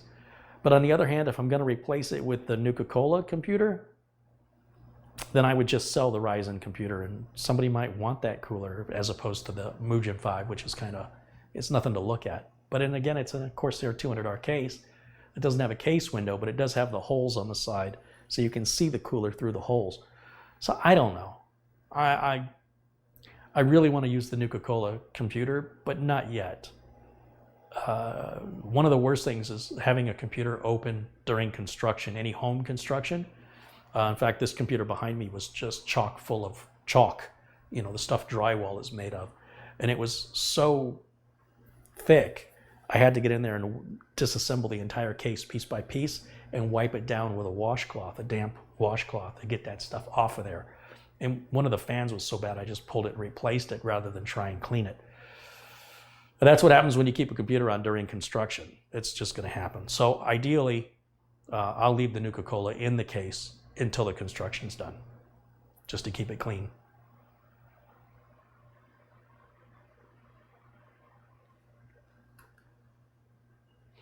Mike Paradin says, hello, Carey. I like all your videos and keep up the good job. Thank you, Mike. I love viewers with good taste.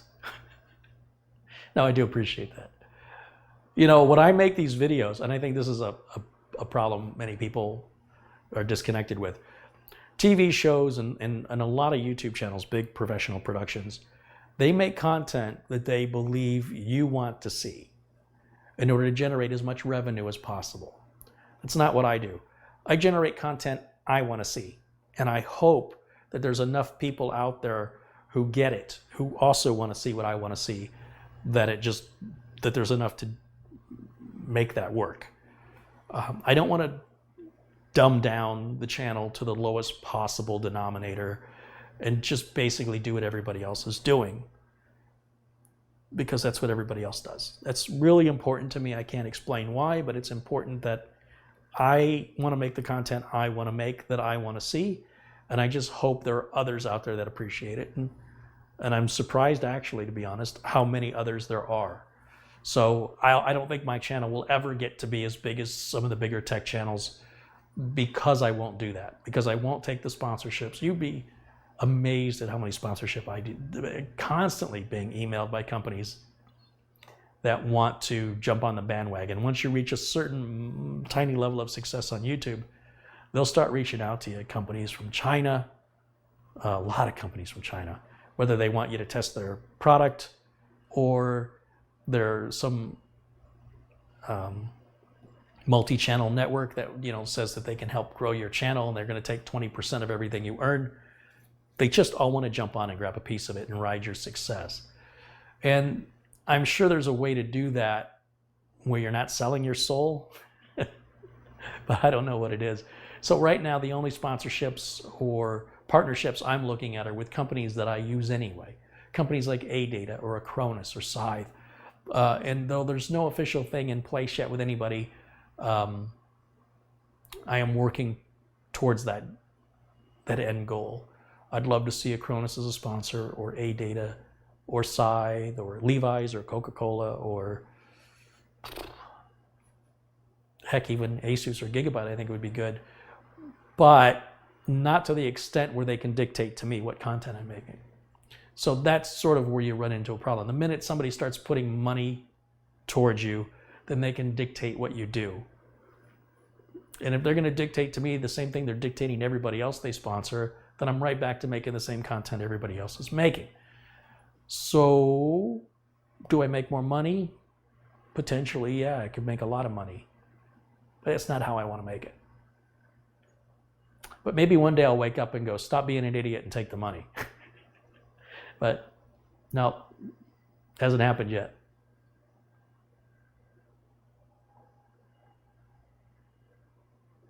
And again, I can't explain to you, like if you said, why is that so important? Why is that so critical to you? Because I act like it's a life and death thing. Because to me, it's the life and death of the channel. Is it possible, somebody might ask me, that you're your own worst enemy? You're holding yourself back from achieving some great money-making opportunities by having these ridiculous rules that only you care about. Well, I hope that it's not just me that cares about it. I hope people appreciate the difference between an entertainer and a real professional working technician who basically, all I have is my integrity. That's all I have. So the minute I sell out and start taking the money, I feel like that integrity's gone and now I'm just an entertainer. That's just how I feel. Whether that's true or not, I guess depends on your attitude and your perspective. And like I said, I could wake up tomorrow and go, man, you've been an idiot turning down all this opportunity to generate all this revenue because you care about your integrity, but you can't pay bills with integrity. I don't know. I sleep well at night though. So I would like to keep my integrity and make a lot of money. That's what I want to do. And why do those things have to be mutually exclusive? I don't think they have to be. Johnny Matney's contributed $10. He says, will the Mugen 5 cool the 8th or 9th gen Intel CPUs on a Z390E gaming motherboard? 8th gen isn't a problem. 9th gen, the 9th gen do tend to get a bit hot. You probably want to go with an all-in-one cooler on a 9th gen, but 8th gen won't be a problem. Oscar R contributed $10. Thank you, Oscar. See Steven Bernstein in there? What did Steven say? I just saw his name scroll by. I'll find it.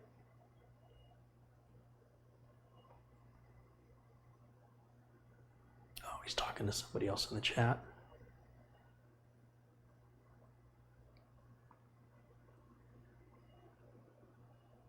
No live stream of the workers installing the flooring. Where would I put the camera? It would be in their way. That would be a very rude thing to do.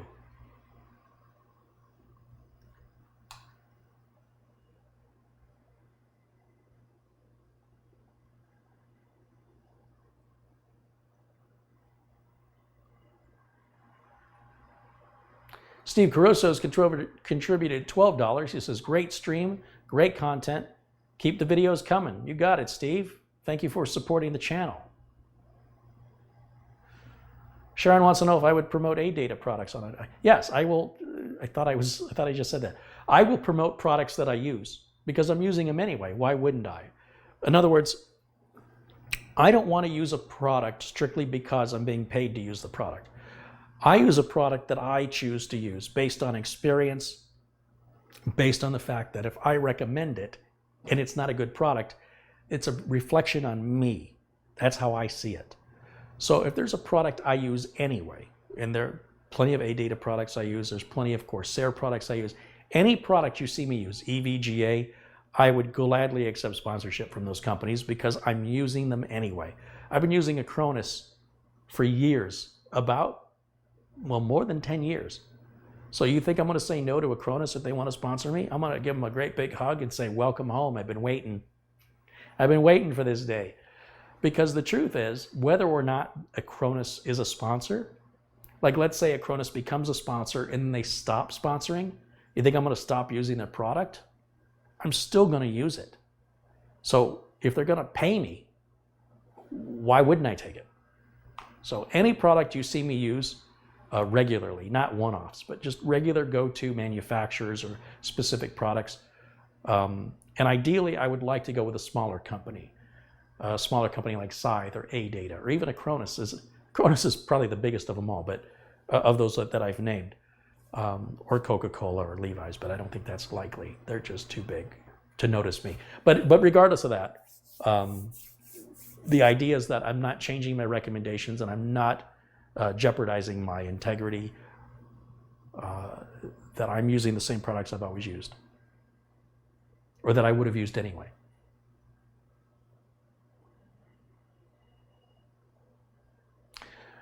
Yes, so there's some talk about doing subscriptions. So there's a way I can activate subscriptions on YouTube where we could do live feeds just for subscribers, and then only those people would be able to participate in the chat. That eliminates the need potentially for sponsors, and it also eliminates the trolls, because there's no troll that's going to pay money to come in here and give me a hard time.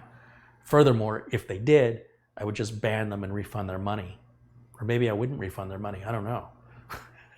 Depends on how much of a jerk they were. But it really does eliminate those two things. It makes life a lot easier.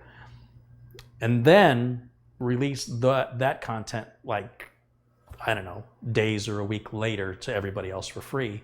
And it just wouldn't be live for them. They would see the pre-recorded video and the pre-recorded chat. And if they wanted to participate, they'd have to subscribe. I don't feel like the channel's big enough for that yet. I feel like I need about 500,000 subscribers for that to work, because traditionally, fewer than 1% of the number of viewers you have will subscribe. And you've got to make the subscription very, very inexpensive. So I am not yet ready to tackle that because the risk is too great. I'm afraid that if I move forward with that prematurely, I could lose a significant portion of my audience and they may not come back. That's just a case of stereotypical greed. You're like, well, I'm making okay money now, but I want to make better money. And then you go after it, and now you're making less. And so you undo it, and the money doesn't come back. And then you've got to be patient and build up again. It's pretty risky, and I'm just not ready to take that risk yet. Could pay off, though. You know, with anytime you're self-employed, there's a certain amount of risk-taking you have to do. You have to. The bigger the risk, the bigger the reward, but the bigger the risk, the greater the fall. I'm very risk averse. I don't like to gamble with my business. I pretty much like to have a sure thing before I move forward with, so it's still risky, but it's so unlikely to fail. You know, I've got enough emergency contingency measures that I feel like if this happens, I got it covered. If that happens, I got it covered. In this case, I don't have a backup plan. If it fails, how do I recover from it? So for that reason, I do see that in the future, but I just don't know when at this point.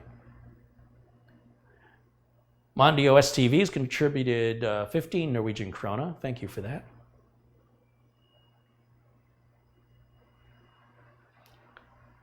Have you looked at Patreon? Yeah, I looked at Patreon a long time ago. I don't like it. I do not like it. Silva says, sorry for the mail. I am 73 years old. So I just needed to know, were you shorted the number of case badges? Do I owe you any case badges? That's to iSilva45 in the chat room. Or did you send the letter by mistake? Did you think you only got one and you got three? Or did you? I'm very confused right now because I just got the letter today. And I'm talking specifically to iSilva45 in the chat. I don't know if he's watching the video, you know, an hour back, or if he's with us right now on current. But no, Patreon doesn't work for me. I don't like the system at all.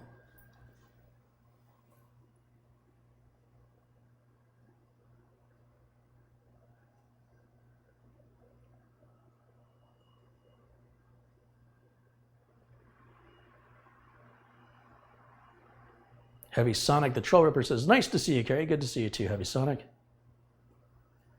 John Feinor says, well, you obviously take risk, otherwise you wouldn't be in business. Well, again, I try to minimize the risk. So there are other people who are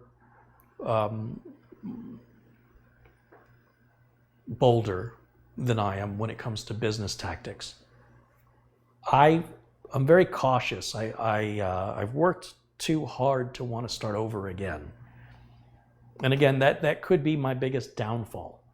You know, that could be the thing holding me back from great success, as I'm not willing to take the great risks because I'm worried about the recovery. And it may be nothing to worry about. It may be recovery is quick, you know what I mean? But my fear is, what if it's not? Then what am I going to do? Does that mean now I have to put most of my time back into actual computer repair for clients, which leaves very little time to spend making YouTube videos to fix that repair, you know, to address the repair that needs to be done, the time that has to be done to mend the damage. On the other hand, that's my negative thinking. You know, I could also think very positively, think, well, of course it's going to succeed. What am I waiting for? That's for me to deal with. And I don't have any answers. I'm sort of stuck. You want more, but you don't want to lose what you already have. And in pursuing more, you could lose what you have now. So would you rather be happy knowing you've got what you've got, or would you rather throw it out on a table, double or nothing? I'm not a double or nothing kind of guy. Never have been, because I don't like the idea of having nothing when I once had something. I worked too hard for it to just give it away like that, to just toss it voluntarily. But again, that may be my biggest downfall as a business owner that's preventing me from reaching the financial independence that I'm seeking, is that aversion I have to risk, to big risk.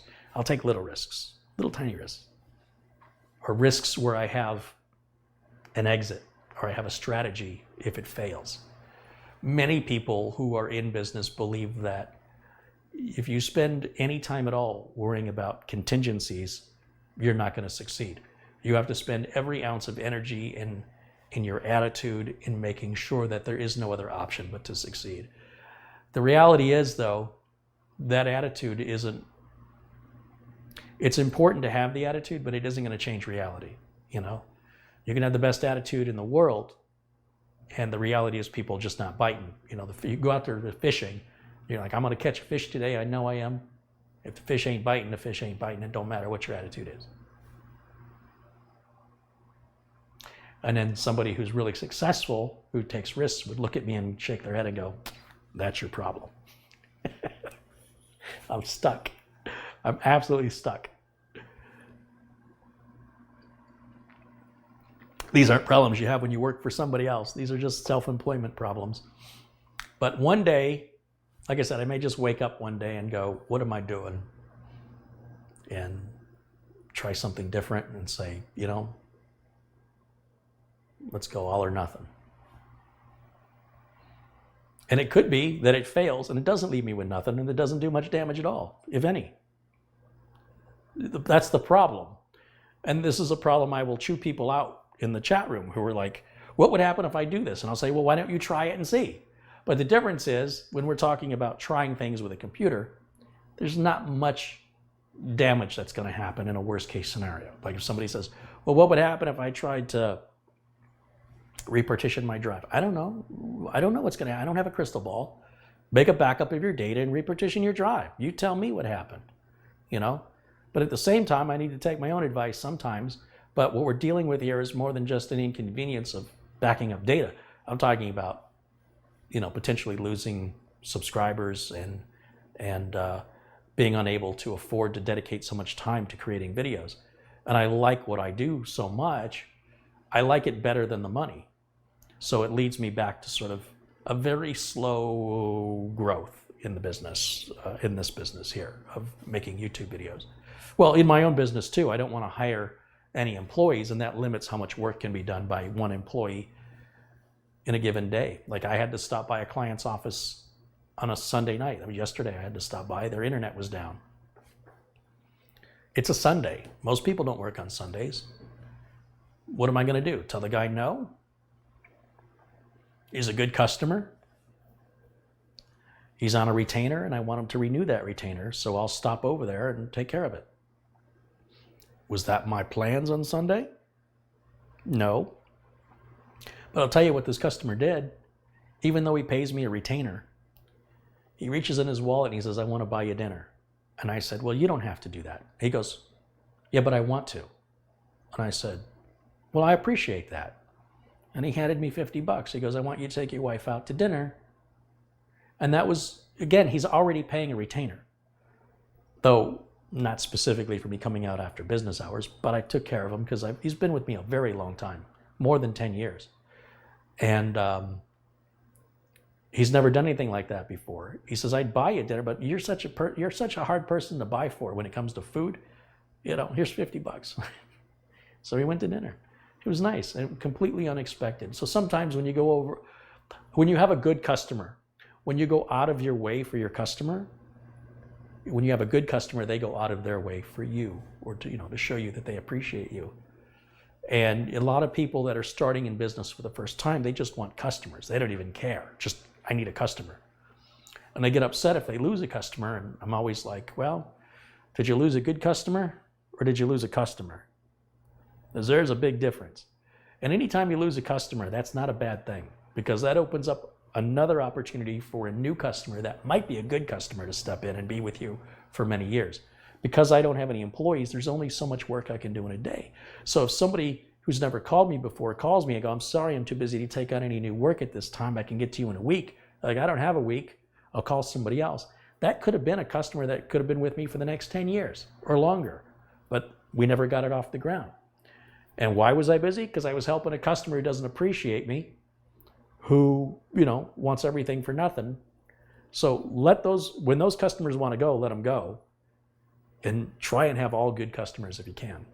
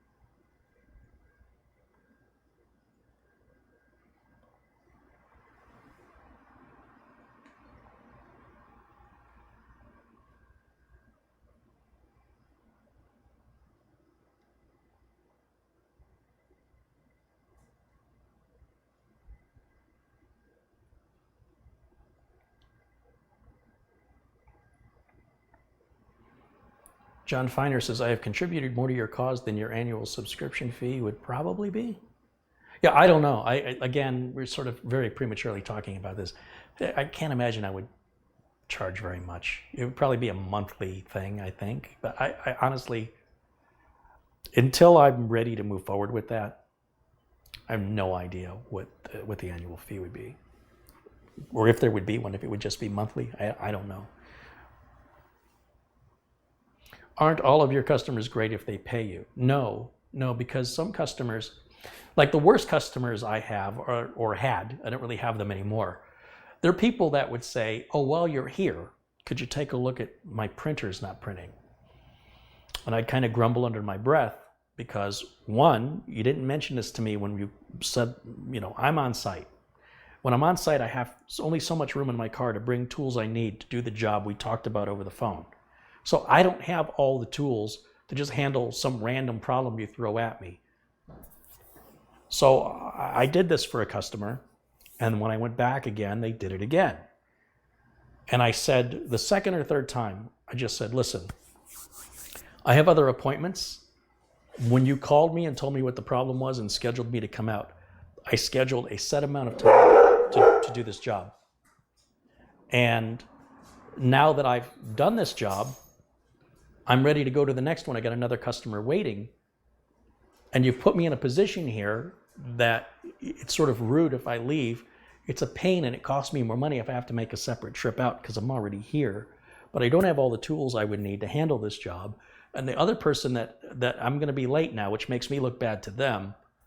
And it's just a bad situation to put me in. What I would appreciate very much is that in the future, when you need me to come out, tell me every problem you're having at the time of the call so that I can reserve the amount of time and bring the right diagnostic tools and equipment to address all those problems. Please stop surprising me and blindsiding me with problems of, well, you're here. And yeah, at the end of the day, they paid me, but they didn't pay me any more for that. So it was a real sticky situation to be in. But I don't have those kind of customers anymore. And the other kind of customer is the one that tells you what they need done. I need you to clean the virus off my computer. Why do you think you have a virus on your computer? Just remove the virus. It's like, well, let me do my job. My job is to tell you if you've got a virus. My job is to tell you if there's what the solution is. Don't tell me if you know what the solution is, why don't you do it? So I got rid of those customers too. So I don't have any customers that tell me what the problem is or how to fix it. Of course, they tell me when I ask a customer what's the problem, what I'm asking you is, what is the computer not doing that it's supposed to? I'm not asking you to tell me specifically how to remedy the problem. Like sometimes people don't interpret the question correctly. I want to know from you, when you click on something and something's supposed to happen that doesn't, tell me that and let me tell you why it's happening. Or somebody says, how do I activate this feature? I go, wait a minute, why do you want to activate the feature? What is it you're trying to do? Well, I'm trying to copy a file. Well, that has nothing to do with that feature. Oh, it doesn't? No, I don't even know where you got that idea. But if you want to copy a file, you just do this and do that. And they go, oh. And that's the problem when people don't know and they want you to teach them. And they'll tell you what they want you to teach them. I want you to teach me how to copy file. Well, now hold on a minute. Do you understand file and folder structure? Do I understand what? I'm like, okay, how can I teach you how to run when you haven't even learned how to walk yet? You don't get to dictate what you want to learn, not if you want to sincere about wanting to learn it. There's a certain process you have to go through to build up to that level of understanding. And it got so frustrating, I stopped tutoring. I'm like, I'm done, I'm out. It got so frustrating. And then the other thing is people wouldn't take notes and they'd ask you a million questions. And then they couldn't remember the answers to the questions they asked because they asked too many and they got overloaded with information, all of which made sense to them at the time, but none of it they retained, or they retained very little of it, and they go right back around again. And it's like, no, I don't have the patience for it. So I'll fix their computer just like a mechanic. I'll fix the car. But like a mechanic, I'm not teaching you how to drive. That's not a mechanic's job. And it's not that I'm better than that. It's just I can't be in two places at the same time. And it's very inefficient for me to just sit there and talk to one person and teach one person versus teaching a classroom, using the same amount of energy to explain something, but saying it to 30 people at the same time instead of just one person, or saying it to a YouTube audience. We've got 660 people watching, and I'm speaking to 660 people all at once, rather than taking each one of you aside and repeating myself 660 times. So it's just about working more efficiently and being able to keep moving forward, because otherwise people keep holding me back. That's what it feels like. And I'm stuck. And I'm just still explaining how to do something very simple. And I'm doing it every day over and over and over. It feels robotic. And there's no personal growth for me in doing that. But there are people who specialize in tutoring, just as there are people who specialize in teaching people to drive. And those people should not be confused with the repair people or the mechanics. That's all I'm saying. And when they do, it creates sort of a tension or an issue in communication between what the customer expects from you and what it is you actually do. And customers will tell you what they think you should do, but it's not their business. It's my business, and I run my business how I want it. And if they think I should be fixing refrigerators, I really don't care. I'm not doing it. So I run into that, you know. Well, you should work on Apple product. No. Well, you really should. Well, thanks for the tip. Winston Angluz contributed $1 Canadian. Thank you, Winston. And Z Media contributed $10. He says, I thought I'd break up the silence with this. Well, you can break up the silence anytime you want. Thank you for that. Thanks, you guys, for supporting the channel.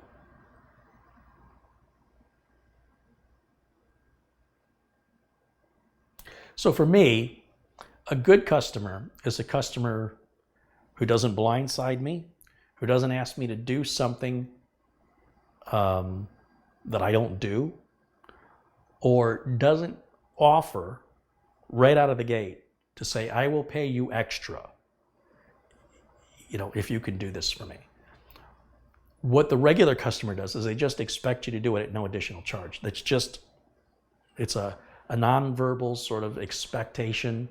It's very common. And if you're willing to do it, it's your fault. It's your fault. Because as the business owner, it's your job to communicate to the customer what it is you do and don't do. So if you show up and the customer says, hey, can you install my phone, my VoIP system? No, I don't do that. And then the next question is, do you know anybody who does? Now that's up to you if you want to refer somebody. But if the person you refer screws them over, doesn't show up when he says he's going to show up, he does poor work, that's a reflection on you, even though you had nothing to do with it and you thought you were helping by giving the referral. So the safest thing you can say is, no, I'm sorry, I don't know anybody who does it, unless you actually do know somebody who does really good work, that if they screw it up, you know, and it makes you look bad that they screwed up, you're okay with it. Because there's nothing in it for you unless you're making a commission from the guy that you refer. You say, hey, everybody I send to you, you give me a percentage. Otherwise, what's the point in potentially damaging your reputation because you thought you were doing something nice by offering an answer to a question that you don't even deal with in a business? Just say, yeah, there's a guy who does it. And they call you back, you know that guy you referred? Yeah, he said he would be here Tuesday, he's not here. What do you want me to do? I don't know anything about it. So that's where this whole downward spiral begins, and it's done with your consent, whether you realize it or not. And you have to put your foot down and go, I'm sorry, I don't do that. I'm sorry, I don't know anybody who does. That's it. Now, regardless of what happens after that, it has nothing to do with you. And if the customer says, well, since he doesn't do everything, if he can't fix my refrigerator and my iPhone and my desktop and resolve my Windows blue screens, I'm going to find somebody else. Good, please do. I don't need that kind of stress in my life. They go back from a good customer to a regular customer, right? Customer versus good customer. And the good customers are the ones who appreciate your experience, your value. They see value in you. They appreciate the value of your time. And they compensate you without you having to twist their arm. You'll say, look, I know you spent a little extra time on this. Let me give you a little something extra. Let me do something for you. Since you went above and beyond for me, let me do a little something. It doesn't even matter what it is. It's the gesture. It doesn't necessarily have to be money. It could be, I'm going to give your business cards out to everybody I know. It could be, I'm going to invite you over for dinner, which never do that. It could be, you know, and those things you just say, thank you. I'm sorry, I can't, but I appreciate the offer. That's even just the gesture of it is a good customer. It's the customers who think they own you because they're paying the minimum amount and expect you to do the maximum amount in return. It's not balanced. And if I was hiring employees like Geek Squad, I wouldn't care, right? Because they're all getting paid the same, doesn't matter. Take care of the customer. Customer's getting gouged anyway. I'm not gouging anybody, I'm charging a fair price. I'm the only one who does the work. The work is very consistent. I'm straight to the point. If people want to sit around and chat and have tea and talk about politics, I don't have time. If they think that makes me unfriendly or not personable, good. Find somebody else who has that kind of time, because I got another customer behind you who's waiting, and you're being very inconsiderate to the fact that you think you're the only thing I got going on today. And that's the biggest issue I have, is this lack of consideration. Somebody calls and says, I need you over here right now. You're like, what do you think I'm doing? You think I'm sitting by my phone? Just ring, ring, ring. Hello? I'm working, I'm helping other people. I'll get to you as soon as I can get to you. You'll be, next in line. You don't get to jump in front of the line unless you're a retainer client. If you're a retainer client, that's part of what you're paying for. You're paying for regular ongoing preventive maintenance to avoid that scenario to begin with. And in the unlikely event that that scenario should occur, you go straight to the beginning of the line, top of the line, because you're a priority customer, because you have an income I can rely on, and I want to continue to rely on it. Other customers who just call you when they have problems, maybe they won't have a problem for 6 months. Do they think about how you're going to eat and pay your bills for the 6 months they don't call you? Nope. But when they call you, they expect you to answer and take care of them right away? Those are not good customers. Unless they're reasonable. I mean, they can expect it, you can explain it, but if they complain, they're not good customers. So again, there's a sort of the downside in being self-employed as a sole employee is I have to do everything myself. There's only a certain number of hours in a day, and there are people who appreciate what I'm doing for them, and there are people who think they're doing me the favor by letting me work for them. Those people that think they're doing me the favor, they can go get their work done somewhere else. The thing is when I was born, just to give you an example, let's do the research here. What was the population of the United States? Population of USA in 1968 was 200.7 million people. In 2018, the population of the United States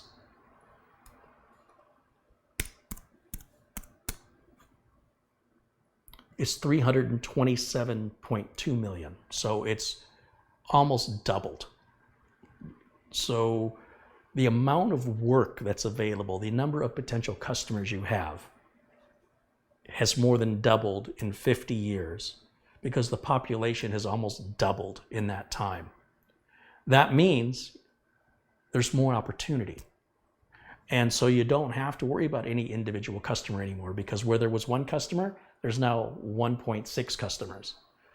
That's huge. That's a huge growth of potential customer base. And as the population of the United States, or wherever you live, is that if people continue to breed and expand the species, so then are there more opportunities for it, because everybody's got a computer, everybody's got a cell phone, everybody's got technology. I don't know anybody who doesn't have a cell phone.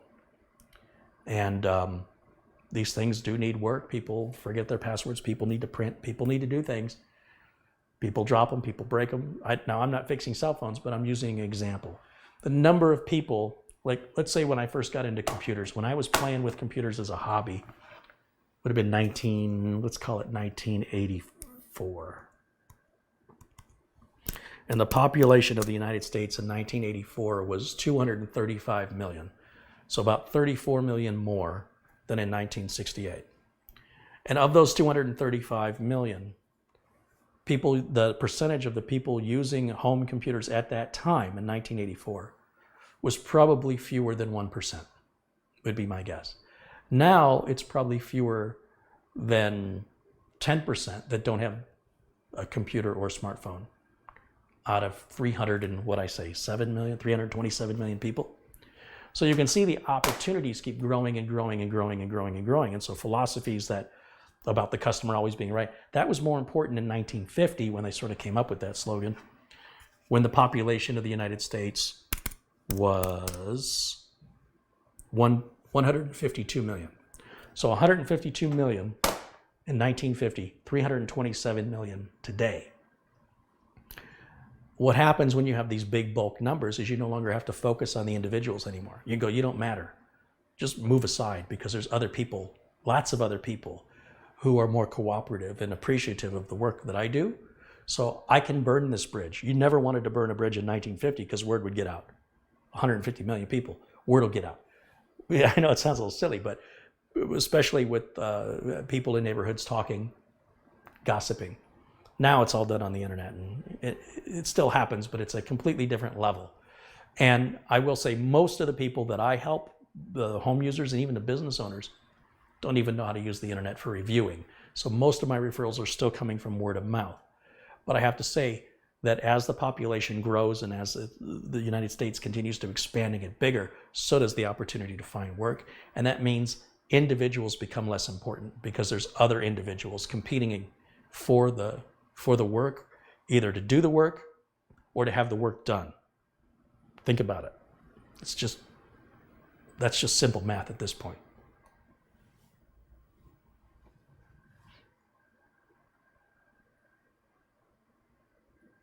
And of course, as mentioned, Richard Quick in the chat says, I had one phone and was lucky to have one TV and radio back then.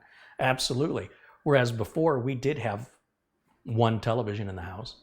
Now it's not uncommon for people to have a television in every room. It's not uncommon for people to have Wi-Fi connected everything, from a thermostat to even locks on their front door. And when these things don't connect and don't work, even their home alarm systems are connecting Wi-Fi now. This becomes a major issue when a router or a modem goes, and they need to call a guy like me to figure out why nothing in the house works anymore. And that's a pretty major call. And a lot of times people can't wait very long. You don't want to leave your house unsecured or be unable to turn your air conditioning down. However, that's not really the work I do anyway, but that's the point I'm trying to make, is that homes are adopting technology far more today than they were ever in the past. So there's more opportunity for work. So you don't have to sweat losing a customer. There's far more potential customers today than there ever has been as far as being a technician goes. The idea that the tech world is dying is silliness.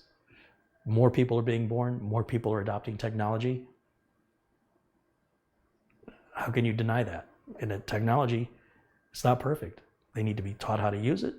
They need to have it addressed when it's broken or needs to be configured or loses its configuration due to a power outage. When things come back on, they don't work right. Not saying you're going to get rich at it. You might, but you shouldn't have any problem finding any work.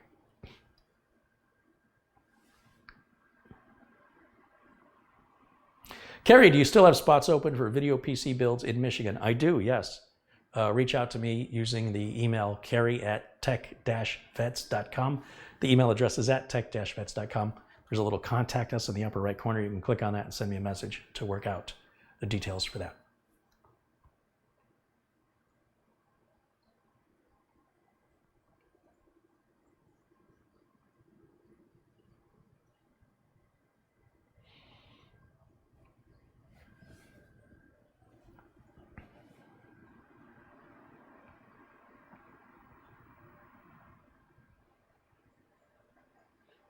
Donnie Seegers contributed $5. He says, I'm self-employed and I totally get what you're saying. It's happened to me. Carey, would you walk us through how busy you are in a day? It just depends on the day. Some days I get inundated with Facebook messages. I got to go through YouTube comments. And then I have emails coming in from 3 different email addresses. Then on top of that, I have... when working with potential deals with the YouTube channel here, when I'm talking to Acronis or I'm talking to Scythe, working on doing a review or running a special with a link, that's communication back and forth. It's not done in one email. We have to go back and forth, back and forth, back and forth. Sometimes phone calls, set up interviews and things like that. That all has to be planned well in advance.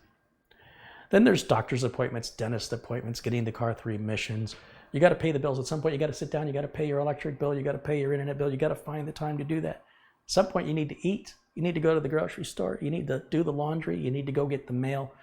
You need to do all that stuff, which doesn't generate any revenue. And then on top of that, you've got customers who need something done that's repaired, or they need something built. And then that all starts with a phone call or an email, which can take hours to get that all sorted out. Then wait for the packages to arrive. When the packages arrive, the boxes they come in, they can't just be thrown in the trash. You have to go out and cut them up. If it's 110 degrees outside, what else are you going to do? Go out there and sweat your butt off cutting up boxes so they can fit in the recycling container. Then there's the actual work, right? When you have to do the actual work of doing the repair or doing the build. It just goes on and on and on and on. And what if you have your own problems? What if the oil needs to be changed in the car? Who's going to do that? How can you do that and build a computer and repair a computer and pay the bills or do the dishes? How do you do that? Well, you pretty much start real early in the morning and you go till really late at night. I try and film while the sun is out and I have good lighting in the kitchen. I try and postpone any customer work towards the evening hours when the traffic is less, because Phoenix is very overpopulated. So it's hard to go from place to place if you're in a hurry, because traffic's backed up. There's road construction everywhere and there's traffic accidents everywhere. So even if you try and take an alternate route or a diversion, because of road construction or an accident, you hit another road construction, right? There's just no avoiding it. So if you go at night, in the evenings, the sun is down, the weather's not 3 digits anymore, traffic has died down, you can get to where you're going faster. So I try and schedule a lot of my work after normal business hours, what most people consider normal. I do a lot of work remotely. If I can address a problem through remote, something I can take care of right now, check it off the list and get it off my shoulders. Because even if it's something simple that I'll take care of later, I have to remember to do it. I have client retainers to do weekly backups for a couple of clients where I have to make the time. I got to remember to do it and make that backup manually, because I don't trust the technology to automate it. And if I did automate it, I'd still have to audit it. I'd still have to supervise it to ensure it was happening, because if the customer needs that backup and that backup doesn't work, man, am I in trouble. I mean, financially, I don't know if I could recover from that. When a business is losing, thousands, tens of thousands of dollars a day because they can't get the data that you charged them to back up, and now you can't get it back. Yeah. And then, of course, any time spent with any friends, Subaru Mike, my wife, stuff like that. Where do you make time for that? And what if you just want to go shopping? What if you want to walk around the mall and just kind of take a breather? Or you want to go to the zoo? What if you just want to take a little vacation? Well, when you take your vacation, who's making money? You're spending money. You're spending money to go. You're spending money to stay at a hotel. But you're not generating any revenue. And if any customers call on retainer that need something done now, you better hope you can do it remotely and you brought your laptop with you and you have internet access. That's all I'm saying. Like, I have TeamViewer on my phone if I have to. I'll do it. It's going to be slow and painful. But if I'm 1,000 miles from home, what choice do I have? And that doesn't even begin to scratch the surface of a day, because there's so much I'm thinking about that's going on. I'm still trying to get these floors done, and I'm trying to get screens put on the windows, and I'm trying to get just life happening around me. At the same time, I'm trying to run a business and a YouTube channel. So it keeps me pretty busy. So that's kind of what it's like. Rest assured, if you were with me, it would be interesting to see if you could keep up with the pace and for how many days before you throw in a towel. But I enjoy it. I like what I do. And I like that I'm not always doing the same thing. Taking a break to do the dishes or the laundry is a break for me. It's like, oh, thank God I'm not doing something with a computer or talking to somebody on a phone or Facebook. And people don't understand why I get so upset when they're emailing me jokes and stuff. Like, I don't have time for this. Please don't. Stop that. Or they email me something that they don't realize 10 other people emailed me the exact same thing because it was something that hit Twitter or something hit a news feed and it's computer related. Carey, did you see this? Carey, did you see this? Carey, did you see this? Carey, yes, I saw it. Thank you. By the way, I saw it on my own the same way you did. And I understand what the thought process is. I want to share this with them. The problem is too many people think that, and it pulls me away from work. And so what I end up having to do is having to delete the messages, and I don't like doing it. I'd rather say, hey, please don't send me these anymore. If you have a problem you need help with, there's a free website for free support. If you want to pay me to help you, go to tech-vets.com, send your donation, include your phone number, and we'll schedule a time where I can talk and I can help you one-on-one. I don't want to go back and forth in an email 50 times trying to, get you to hit a power button or something, or understand what the problem is. It's very inefficient. It's very time consuming. And so while people's best of intentions are at play, they don't really realize the sheer number of people that do that to me every single day. I'm not sure what I would do if I ever checked my Facebook or my inbox from waking up, like having a night's sleep and then seeing zero messages. It's never happened in 5 or 6 years or longer. Never been a day where zero messages come in. It's somewhere around, if you remove the spam, it's probably somewhere around 4 dozen combined. And that doesn't include the YouTube comments, which I have to approve or deny every YouTube comment. So if I post a video and I go to bed, there might be 100 comments I've got to look at and go through each one of them to approve or deny it. Because YouTube has this system that's so stupid. It should be the other way around, where by default, all YouTube creators should have to approve comments by hand instead of defaulting it to just letting anybody spew anything. Really bothers me that YouTube makes the default setting that allows anybody on the internet to spew marketing, spam, hatred, racism, bigotry, just spew it out. And too many content creators don't have time. And it just floods their channel with, it just dilutes the value of the channel. It takes a family-friendly channel and ruins it, takes the family-friendly nature away from it. So that ain't happening here, and it means more work for me, but it's an investment. It's just like pulling weeds in a garden. You want the nutrients to be available for your garden, for the things you want to grow. You don't want all the nutrients being stolen for a weed. And pulling weeds is time consuming and it's hard work, but you have a great garden at the end of it. And so that's what I see the policing of the comments being, is a way to weed my garden. I have people all the time. The more the channel gets popular, the more they want to spam their product under the comments. Say, well, this video is getting a lot of views, so I'll just spam my product here and ride the coattails of this person without permission. And I block them every time, just keep blocking them. And their posts never get seen by you guys. You never see the hatred I remove. You never see the advertising I remove. And you never see the contradiction that I remove. There's some very hateful, sick, and mentally ill people out there. And just people that are greedy and don't give a rat's behind about anybody but themselves. They're not welcome here. And maybe one day, if this thing's really generating some real revenue, I can hire somebody to do that. In the meantime, it's just me, and I'm just doing the best I can with the number of hours I've got each day. Bill Ottinger's contributed $1. Hey, thank you. Badura says, how long will you be in Michigan? I'll be in Michigan, I think, September 14th through the 27th. And then I think I go to Tennessee for a few days. I think I'm going to Memphis.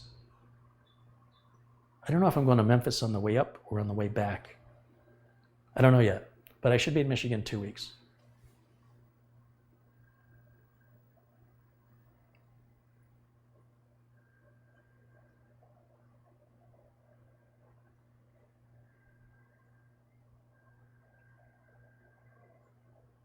So when my sister's editing videos, she's working 5 jobs and she's got her own kid, and the person she's with has 3 kids. So on top of doing all the regular things adults have to do she's got a family to take care of, a family to feed, kids to pick up, take to school, bring them back home from school, take them to after school events, even travel out of state for some of those events. I don't know what I would do. I'd be like, here's the keys, kid, go.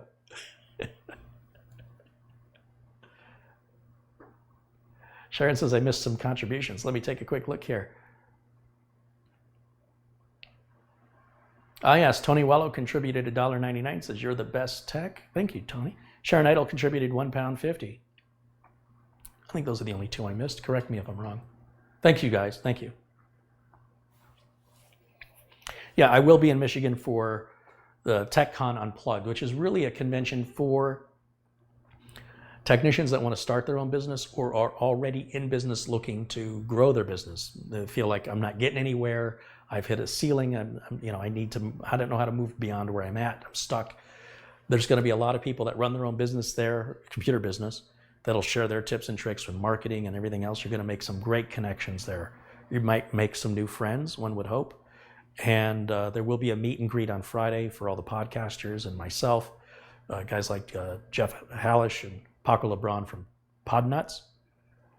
Mike Smith from Mike Tech Show and Tech Vets should be there. Just a bunch of people in the tech podcast community are going to be there. And being at that point in Michigan, being on the western side of Michigan in the fall should be beautiful. The weather should be beautiful. The trees should be golden. Everything should just be, in theory, should be a wonderful time of year to be in Michigan. So yeah, if you can tell, I'm very much looking forward to it. CCTV user just contributed £2. He goes, here's towards the cost for the last giveaway. Thank you. And I do want to remind, there was somebody who won a computer, or I use the word won, that were selected to receive one of the free computers, and they never reached out to me after the fact. The person that was in Florida, I don't remember their name. There's something else I have to do. I have to run back through that video and see who that is and see if there's a way to reach out to them, or we'll have to pick another winner for the other giveaway machine.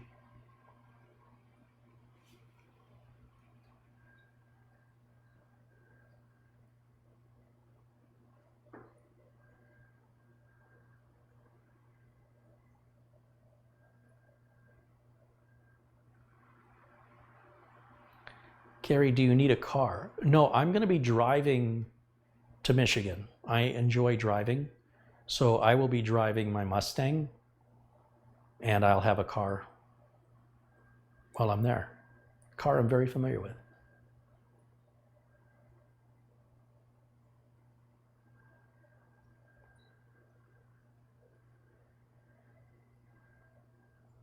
Yeah, one of my favorite things to do is to get in a car and drive.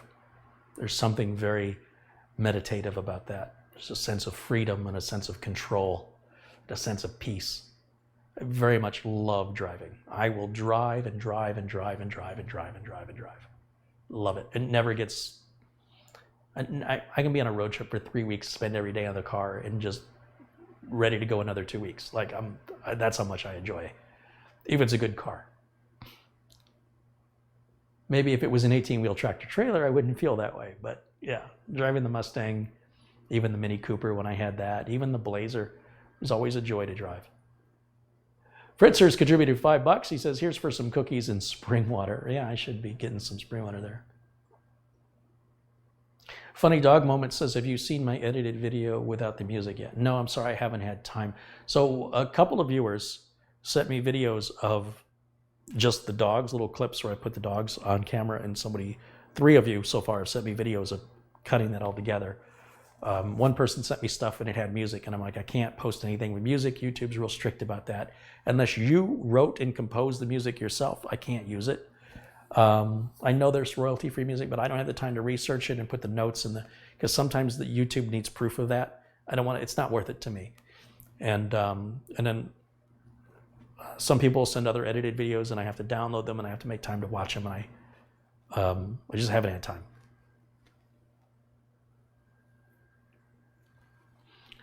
Watch out for the potholes. Yeah, well, that's Michigan.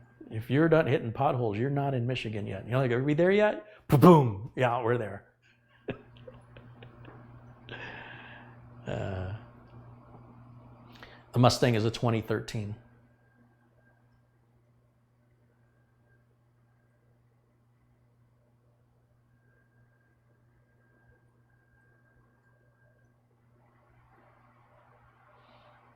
V6.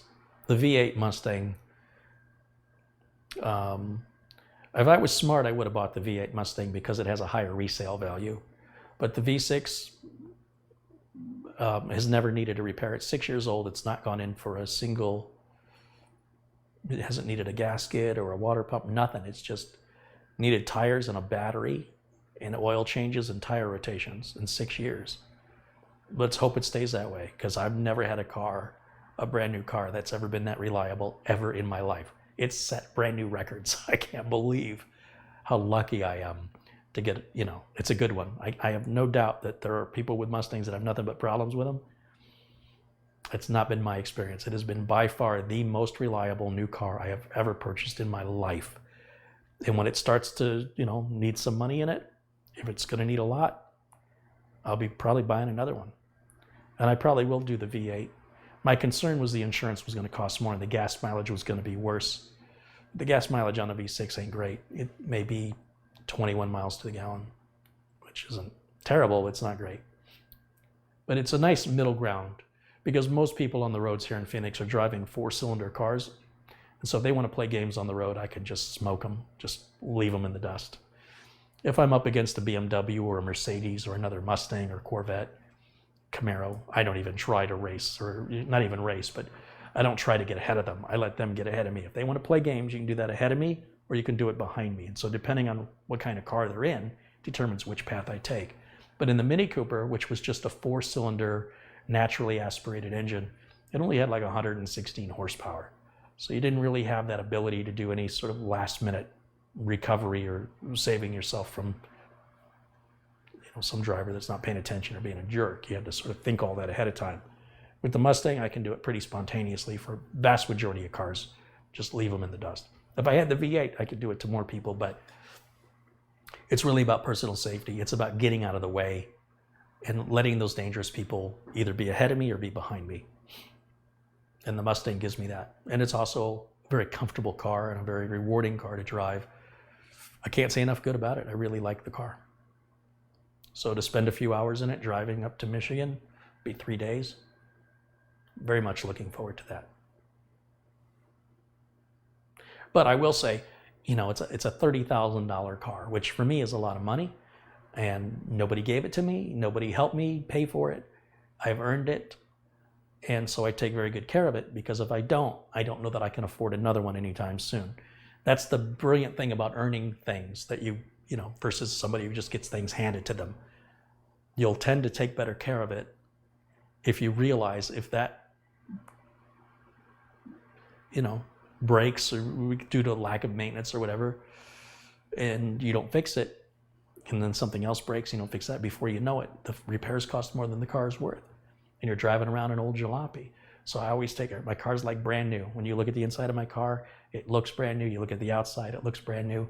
If there's ever a ding or a dent, I hit the roof. I get upset. But now that the car's 6 years old, I kind of expect it to have a couple of rock chips from the road and stuff. It happens. But thank goodness I don't have an Aston Martin or a Ferrari or I'd have a heart attack and die. Is that a rock chip on my $80,000 or $100,000 Aston Martin? Somebody's going to die. Yeah, I could not enjoy a car like that. It's got to be something practical, something that I could enjoy driving. And I would never be able to enjoy driving a car that had that kind of value, because I'd just be constantly have anxiety over parking it. Is somebody going to park too close to me? Rock hitting the window. A lot of rocks on the road in Phoenix. Rocks hit your car all the time. All the time. It's pretty standard to replace a windshield on a car about once a year. I only do it about once every 3 years, but most people have to do it once a year.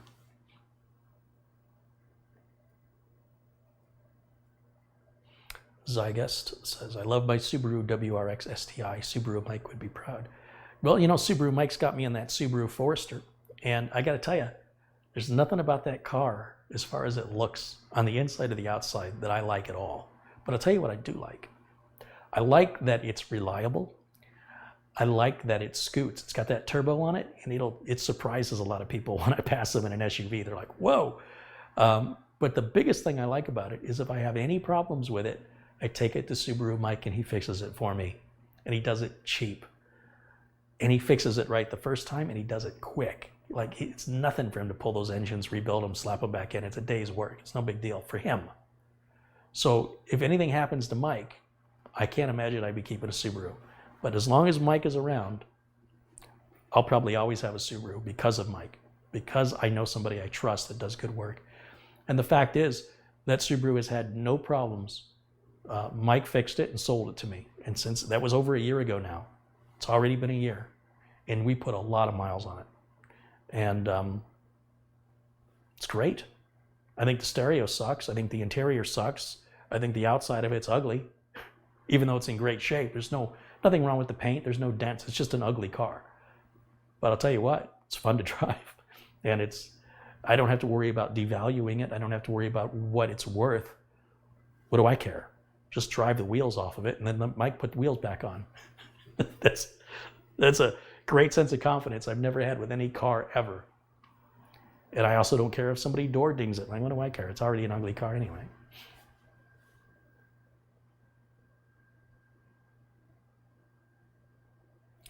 The Windows Optimizer is not defragmenting my SSD when I click Optimize. It will trim only, right?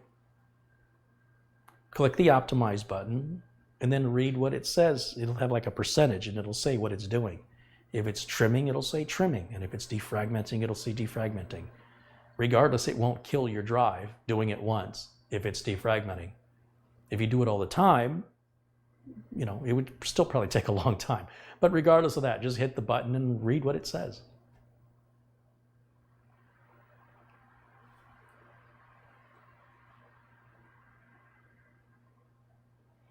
Robert says those are Arizona pinstripes. Yeah, you got that right. Carey, is yours a fastback? I don't think they make fastback Mustangs anymore. Carey, you're going to be in Michigan about a month early for the color change in the trees. Well, that's all right. The weather should still be great, though.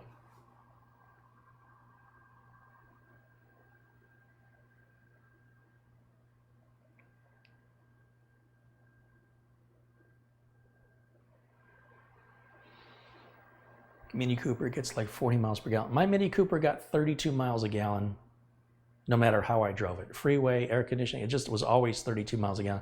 But it wanted that premium gasoline, which was expensive. At least in the Mustang, I can put normal gas in it and not worry about it. And all the European cars, they want that high test gas.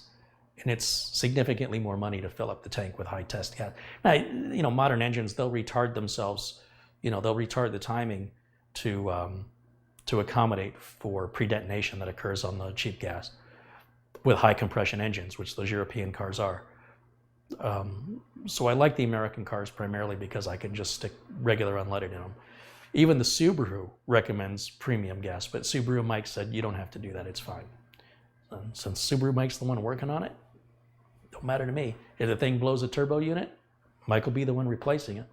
And I know whatever he's gonna charge me is gonna be fair. It'll be far, far less than what any other mechanic or dealership would want.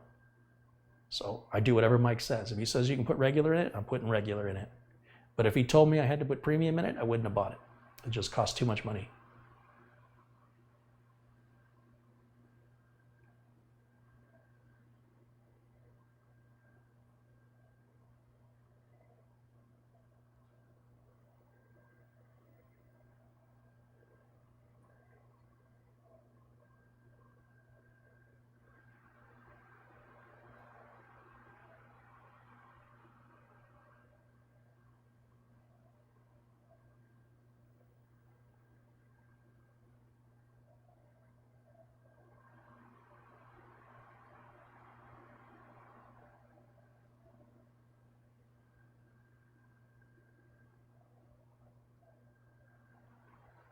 So a gallon of gas here in Phoenix is about $3.15 a gallon.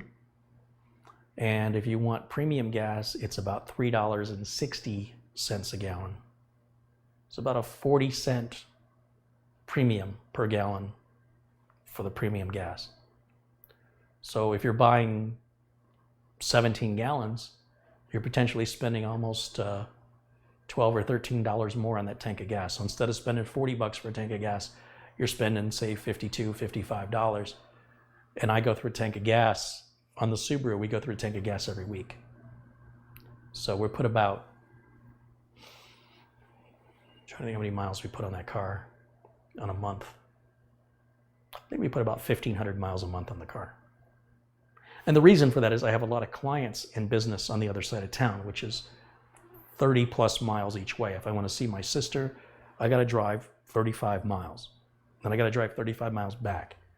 Well, a tank of gas only gets you about 300 miles. I can only make that trip 4 times, 5 times, and I got to go fill up the tank again.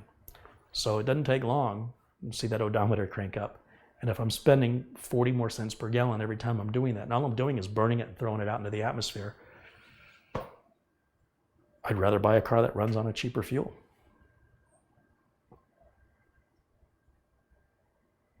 Do you still have lead? No, that was phased out back in the 80s. You should see UK fuel prices. Well, the UK is smaller. You're not going to drive as far. Also, your gallon is bigger. You have imperial gallons. We don't have imperial gallons. A UK gallon is bigger than an American gallon. And the UK is tiny compared to the United States. See, the amount of driving you would do,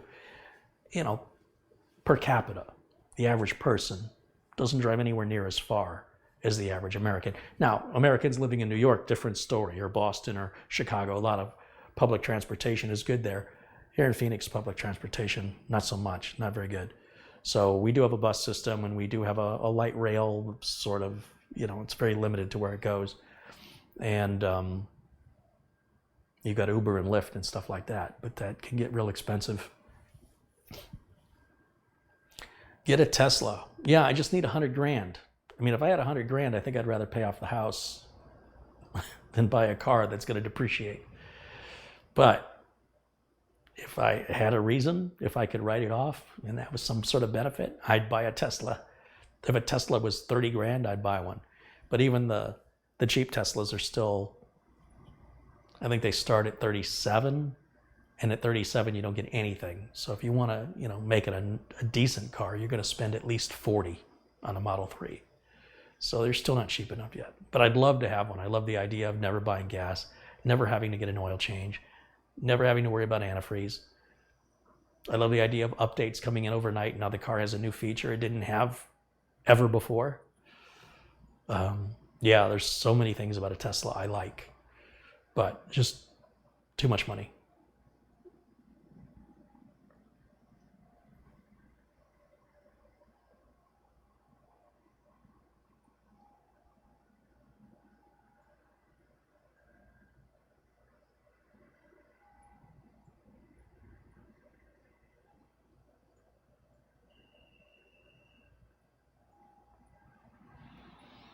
For the same, whatever the Model 3 costs, I could get a V8 Mustang pretty well decked out.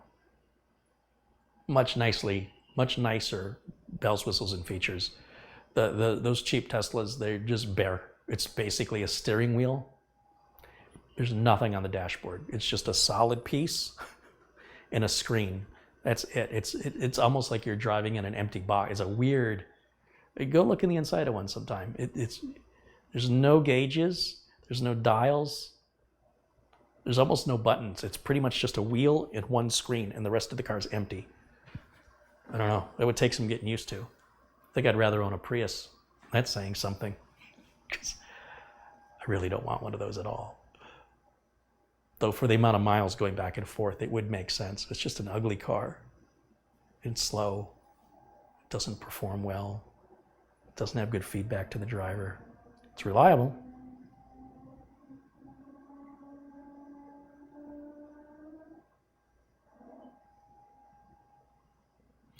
Carey, what did you do with the Threadripper build? The Threadripper build is sitting in my office. It's sitting on the floor back there as I'm trying to debate.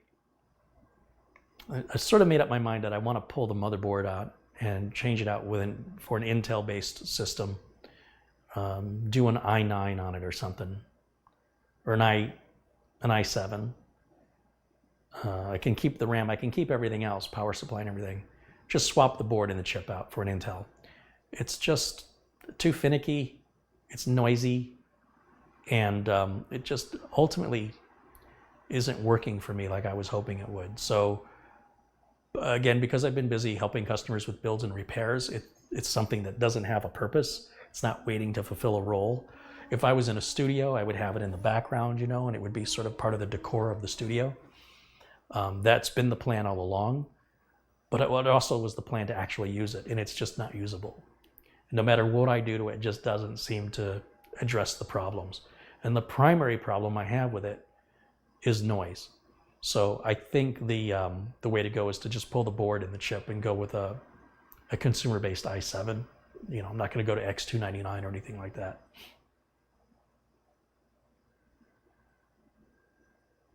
Carey, is there a schedule as to when you are going to be live? Unfortunately, not at this time. I'm trying to go live as often as possible as time allows. However, when customers call and dentist appointments and doctor's appointments and all that other stuff happens in life. It happens during the daytime hours when I film, and often when I get back, it's too late to start. So at this time, the schedule is just as time permits. As long as the videos remain free, that will stay that way as I anticipate. And when we go to a paid or subscription model, then there will be a dedicated time slot for those people. That's how I feel about it anyway.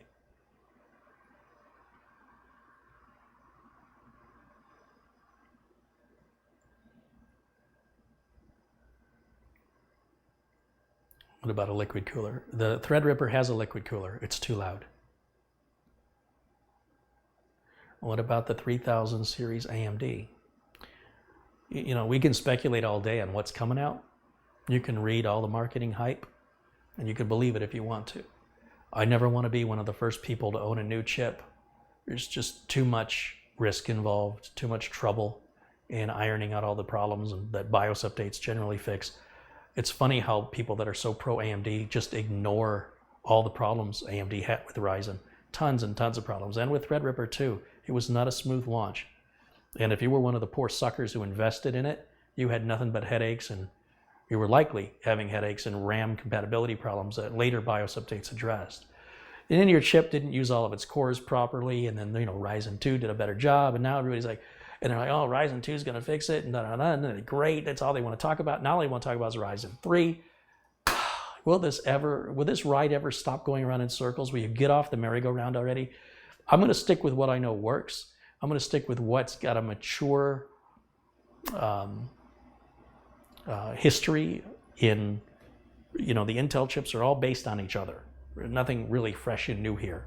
And the benefit of that is it's had time to mature. The AMD stuff holds lots of promise, but it is yet to mature. And every time they say it's ready, it's not. Well, the Ryzen 2 is matured. You thought Ryzen was good. Wait till you see Ryzen 2. And now everybody's just acts like they never had this conversation. You're like, oh, we never said that. But Ryzen 3, it's going to be great. So maybe it will be.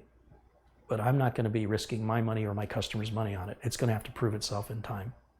And if and when it does that, be interested. But, there's too much with AMD you got to do by hand. I don't like the fact I don't get my drivers automatically through Windows Update. I don't like how loud the fan is on this Ryzen streaming computer I've got. Although in all fairness, if this was an i7, I would not be using the stock cooler. And on the AMD I am. But the reason I am is because this was supposed to be a quiet cooler, and it's not. So then the sync issues that I've been having, the audio sync issues, I think it's AMD related. And the fact that there was a chipset driver that came out for my streaming computer months ago that I did not have, nor did I know it was missing, nor did any software alert me to the fact, just has me really, really ticked off. I feel it's disrespectful for AMD to treat me as though I have all the time in the world to go and manually look for new drivers every day. Done with them. I'm so done with AMD. I'm so ticked off with them. Some people have money, some people have time.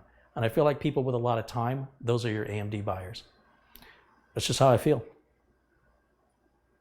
I like Intel just automates it. You plug it in, it just works. You get your drivers through Windows Update, chipset drivers. When there's new ones, Intel's got a driver update utility. If you don't believe it, you can just download that for free. Just type in Intel driver update utility in Google. Check your system. Let Intel see if you've got the latest. If you're running onboard video, it's an Intel driver built on the CPU. They'll update that. Thunderbolt drivers, USB drivers, chipset drivers, all free from Intel auto updates. When AMD gets there, let me know. I'm not interested in saving $20 just so I can invest all these hours or have a machine that's, not running as good as it could be because I didn't know there was a new driver update. I have no doubt if I pull that Wraith cooler off of here and change it with a Mugen 5, I'm sure I'll be okay with the noise. I think it'll quiet it right down. But it still doesn't solve the, not knowing when there's chipset drivers released. And it's critical. It's absolutely critical to have those for performance, especially as Windows 10 keeps continuing to evolve. Those chipset drivers can play a major role in compatibility. And what machines are having problems with the Windows 10 update? AMD machines. You're going to do all that nonsense just to save a few dollars? not how I run a business. That might be how you live in your house, and that's fine. But I don't have time for that. So AMD is going to have to step up. They need to be more automated. And I had big problems with that X470 chipset not giving me the performance through the NVMe, which I diagnosed as the chipset. Tried several different drives, and that's bad. In fact, that motherboard, what did I do with it? Oh, that's the motherboard in the streamer, and I ended up just using a SATA controller, a SATA SSD, because it wasn't worth it to put an NVMe drive in it to not get the performance. I thought maybe a BIOS update would fix it. Nope. Driver updates? Nope. It's just a problem in how AMD designed the chipset. I don't get it. What's more important than storage as far as performance goes? You got to give me fast storage. That's the biggest bottleneck in any computer. Why AMD chose to go with that design boggles my mind. But hey, it's cheaper. So if you don't want to be the fastest and you want to spend less, buy AMD. And you want to do everything by hand that Intel people don't even have to do. It just happens automatically with Intel. I'm not saying it's better. I'm saying it's better for me. It's better for my clientele to stick with Intel. It's cheaper. Because when you pay for all the labor to do everything you need to do to keep up the AMD stuff, to get it up with Intel, it costs you a lot more money in labor, unless you're doing it all yourself. So that's my issue with AMD. I don't want to hate on AMD. It's not like I've got some personal vendetta against them.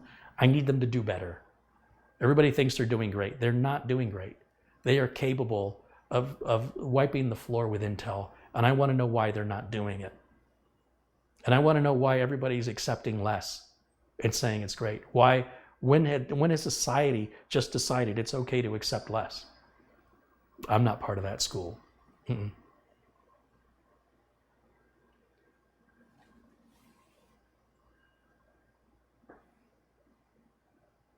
But I kept an open mind about it. You've seen me build several AMD systems here on the channel. And after having some months to play with them and use them and work on them, I have concluded it's not worth it. For the amount of money you spend, it's just a few more dollars to buy Intel. It's not much. It's just a few more dollars. And you get a much better system, in my opinion. Doesn't require so much hand-holding. So, anyway. My opinion, you're welcome to yours.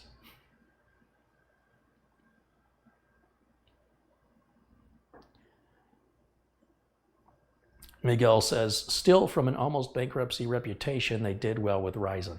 See, this whole accepting less, like that should make it okay. It doesn't make it okay. They could have done better. They should have done better, and they still should be doing better. Very disappointed. As long as AMD continues to put themselves up against Intel and say, look at how we keep up with Intel at a less price, I'm not interested in them. They need to be leaving Intel so far in the dust that they need to forget about price. Forget about, when AMD says we need to stop competing with Intel on price, this is where the problem is. I'm absolutely convinced. Start competing with Intel on automating driver updates. Start improving your chipsets and put your improvement in performance, that your cores are all being used, that they're being used efficiently and optimally, and they're not overheating and they're not consuming a lot of power, and charge more money for it. And then when you run your performance test, I want to see AMD up here and Intel way, way back here. And I don't care if the AMD one is $300 more, because you're getting $300 more back for it. But instead, AMD wants to meet what Intel's doing or just get under it, and then they want to hit you with a cheaper price. So they want to sell you an inferior product and charge you less for it. Why am I not on board with that? I wonder why. I don't want the best. I can't be bothered having the best. Can I get second best for 20 bucks off? Not in the world of business. I cannot sustain my business if I have to invest all kinds of time in getting things updated and making sure everything's compatible. No.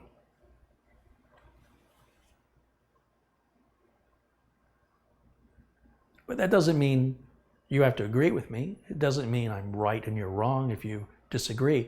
I'm just telling you, as a businessman, there's no money to be made in it unless I remove all customer service. If I say I'll sell you the computer, for less money, but it comes with no support. Don't ever call me if you have a problem with it.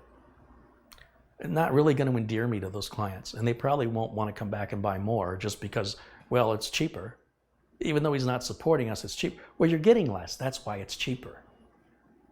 So for me to stay in business, as far as not killing myself on warranty calls, with regards to driver updates, why is my NVMe drive not running at the speed it's supposed to? I don't know. It's the chipset. I can't do anything about it. Well, you didn't build it right. No, I did build it right. You don't know what you're doing. I don't want to get down that road with customers. You can do that yourself.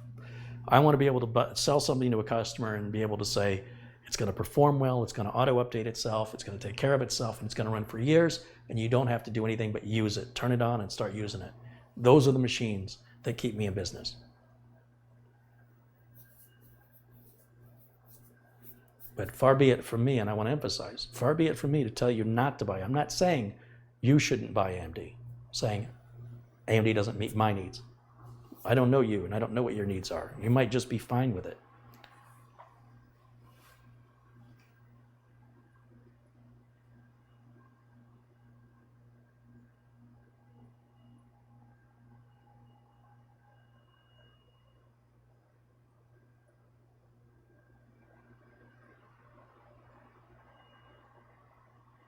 We also deal with a lot of people that care about RGB lighting. You know, it's like, it's very much a fad. I mean, there are people that'll spend $1,000 on a pair of shoes, and then those shoes go out of fashion in 3 or 4 months. You know, they change with the seasons. I don't have that kind of money, and my clients don't spend that kind of money for something that they're only going to use for a few months.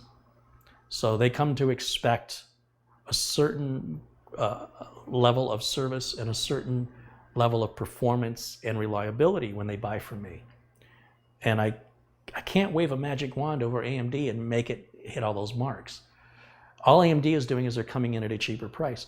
And I'm telling you, the type of clientele I have a very similar mindset, which is I'd rather pay a few dollars more and not have to worry about this for years than to try and save money today and then keep calling you out with issues. And then they don't know if it's something I did or it's in the design of the machine. Either way, it's probably going to cost me business. So you have to understand that my attitude comes mostly from a different place than what most of the viewers can relate to, because most of you are watching from home. You don't have anybody to answer to but yourselves, and maybe you have nothing but time to play around with it. When you multiply that times a few hundred, things get real hectic and real busy, and if you get a bunch of it at the same time, and people are down or something's not working right, and you're just one employee, you have to figure out how to triage this. So I'm doing everything I can so my customers don't have to call me. If AMD can get me there, I'll be selling AMD. They're not getting me there yet. I hope one day they will. But at this time, and I can't emphasize this enough, they only seem to care about price. They only seem to care about competing with Intel on price, not on performance, reliability, or, like I say, the automated, getting all your drivers, or even offering utility that'll do it for you. They don't even have that.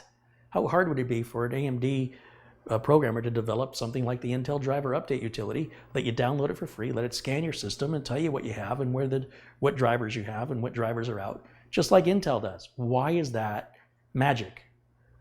Why can't AMD provide even that? Gerald Gustin's contributed $2. He says, I'm checking in near the end. Yeah, we're just about ready to wrap it up here. So Michael's Tech Tip says, Carey, I got the Uncle Carey's Windows 10 optimizer. Thank you so much. Well, thanks for supporting the channel, for purchasing that.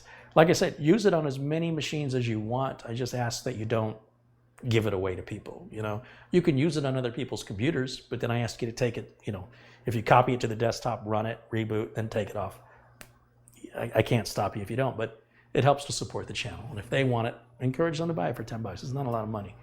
In fact, we'll probably put it on sale again here. So if you think $10 is a bit much, just hang in there. In a while, we'll run a sale again. I don't know when, but probably sometime in June, I hope. It'll be like $7.50 again for a couple weeks, 10 days. I talked to Nick about it.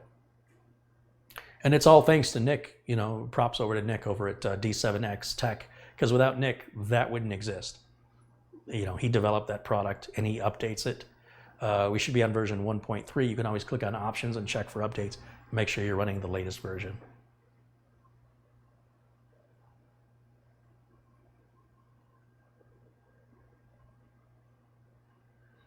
Carey, I have an X58 that doesn't want to update the BIOS. So if you have an X58, you've got a machine that's 12 years old. You shouldn't even be using it. So no. So again, so we run into this problem where somebody's got a machine that's over a decade old and they want to know why they're having problems with it. Well, because it's a decade old. It's time to replace that with something more modern. Anybody want to tell me when the X58 chipset came out? Because I'm going off the top of my head. Let's take a look. X58 release date. November 2008. Did I say 12 years? Is that what I said? 08, 09, 10, 11, 12, 13, 14, 15, 16, 17, 18, 19. Well, it's not November 2019 yet, but that'll be 12 years. We're just months. That's pretty good memory.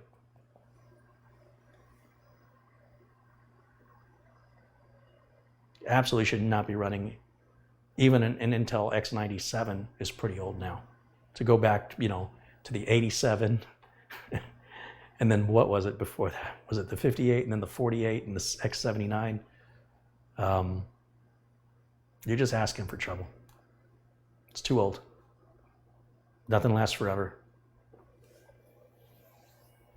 Yeah, Z77 is definitely too old.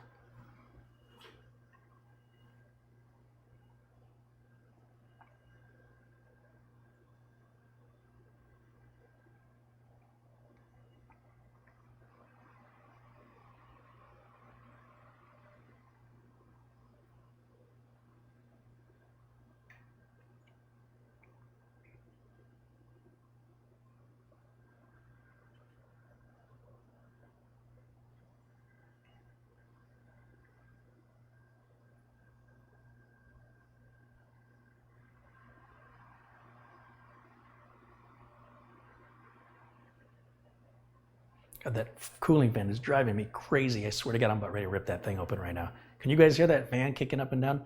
That's the streaming computer. That's what it's doing. Ramping up, ramping down, ramping up, ramping down. But again, in all fairness, if it was an Intel i7, I wouldn't be using the stock cooler. This is the stock cooler, but it was supposed to be a superior cooler. Everybody talked about how great this cooler was. They're just looking at shiny lights. Ooh, pretty lights. What an amazing cooler.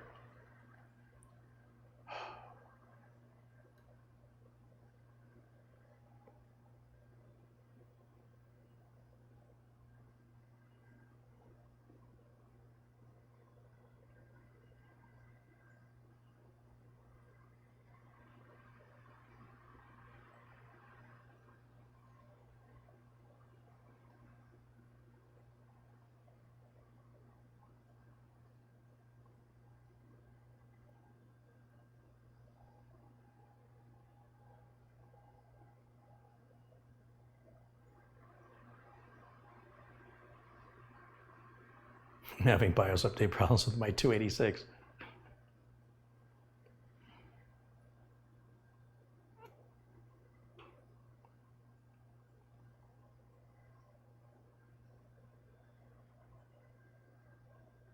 I would run, so if you were a customer of mine, and it depends what you're doing with it, but if you're a home user, like I don't know what those Dell Optiplex systems are running, it's an older chipset. But for basic internet surfing, you know, with an SSD, they do adequately. But certainly, you know, and if you wanted to put a gaming card in there and replace the power supply, you could even use it as a decent 1080 gaming machine. I wouldn't push it any further than that. But a Z97 chip, anything that basically isn't going to have an M2 interface, I'm not recommending. So, well, some Z97s did have like a Gen 1 M2. It's not. I would say you should be running, you know, a 100 series, 200 series, or 300 series board at this point. A Z97 will work. A Z87 will still work. Anything before a Z87, I don't know. It would depend on the usage of it, but I wouldn't try and tune it. I wouldn't try and get new BIOS updates or, you know, and then you go anything further than that. It just doesn't make any sense to put the time in it. You can go get a off-lease business computer that's newer than that for under $200 from like Second Chance IT. That would cost you less than trying to upgrade that one to make it go faster, which it can't do. It's technologically limited because of the technology at the time. How much do you think technology has changed in 12 years? Do you still have anything of technology that's 12 years old? Anything at all? Smartphone from 12 years ago? I don't think so. You might have some kitchen appliances. I doubt you even had a car for 12 years, the same car for 12 years. Maybe you have, maybe, it's possible. I'm gonna stick with technology though. I'm trying to think what technology object would you keep for 12 years and not replace?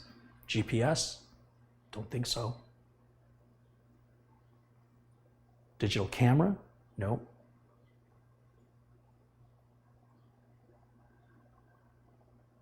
Why is it okay to run a computer? This thing that connects to the internet that's constantly evolving at a pace that's ungodly.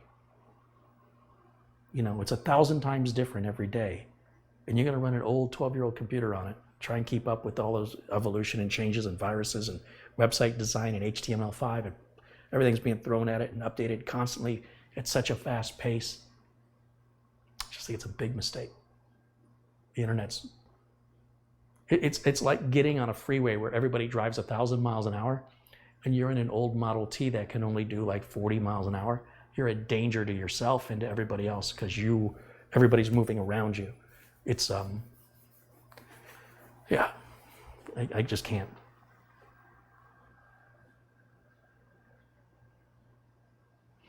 You can attach an M2 PCI Express by 4 expansion card to an older motherboard. You can, but you can't boot from it. If you want to boot from it, you better have UEFI or you ain't booting from it. And it'd be a storage device, but you won't be able to start your Windows from it or run your programs. You're going to have to, load your operating system on your SATA drive, and it's going to be slow. You just can't slap a card in and fix it. It's not going to work that way.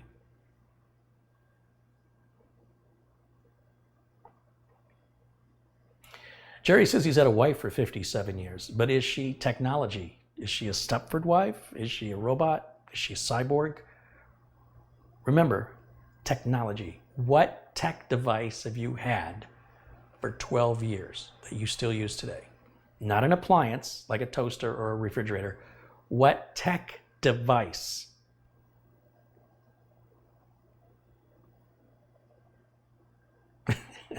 John says she must be a great model.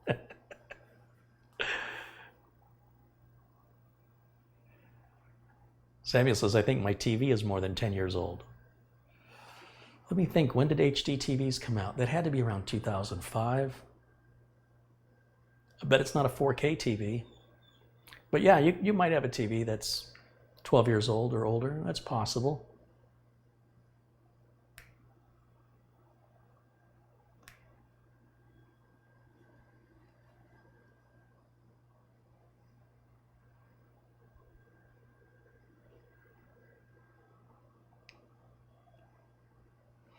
Boomhauer says he's got a Nikon D80 that's almost 13 years old. Yeah, but who uses cameras like that anymore? Everybody's using their camera in their phone for the most part. So you might have a camera that works, but I would say if it was important to you as a photographer, you'd probably upgrade it to a better camera so you can still use your lenses. Otherwise, if you're just taking pictures willy-nilly, you probably don't have it with you everywhere you go. You probably have your smartphone with you and you grab it and take pictures, on a spur of the moment type thing. That was a great camera, but they're much better now.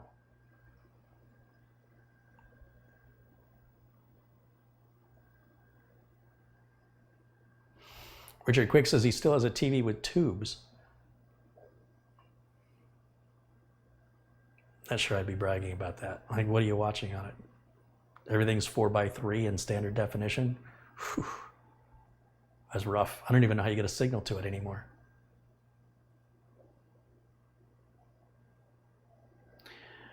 Marky says, I may have a USB device that old. Again, I asked you what you use on a daily basis. I didn't ask you if you have something that works. I want to know, what technology would you use on a daily basis that's 12 years old or older? Because what we're talking about is somebody upgrading a computer that's over 12 years old, something they're using to get on the internet every day. They're checking messages, they're going on the internet. An internet that's constantly evolving and changing with new threats, hundreds of thousands of threats released every single day. Websites are updated and changed, and it's not keeping up. You're not going to keep up, and it's just a recipe for disaster.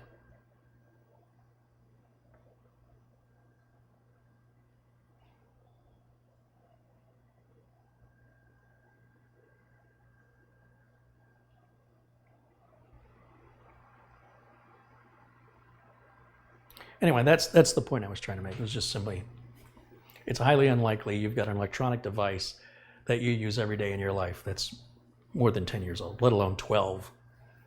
And something as critical as a computer that's going to protect your identity, help you pay bills or schedule plane tickets or communicate with family and friends. It just doesn't seem like something you should race to the bottom at to go as cheap as you can go for something that's that important in your life. I mean, I don't understand people who buy a cheap mattress. You're just going to spend a third of your life in bed. Spend some money on a good mattress. And you should replace that every 10 years too. But as your spine, you want to spend a third of your life laying on a rock, it's your business. But there's just some things in life you should find a way to treat yourself, you know? It's its own reward. It really is. What's a good night's sleep worth?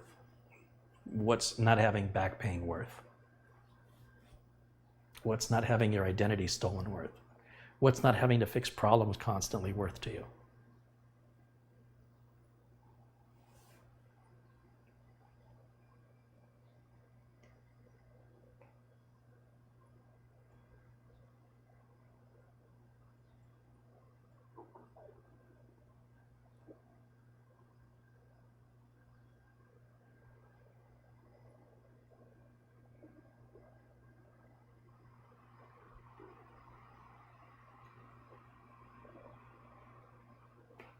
Replace your wife every 10 years is good advice.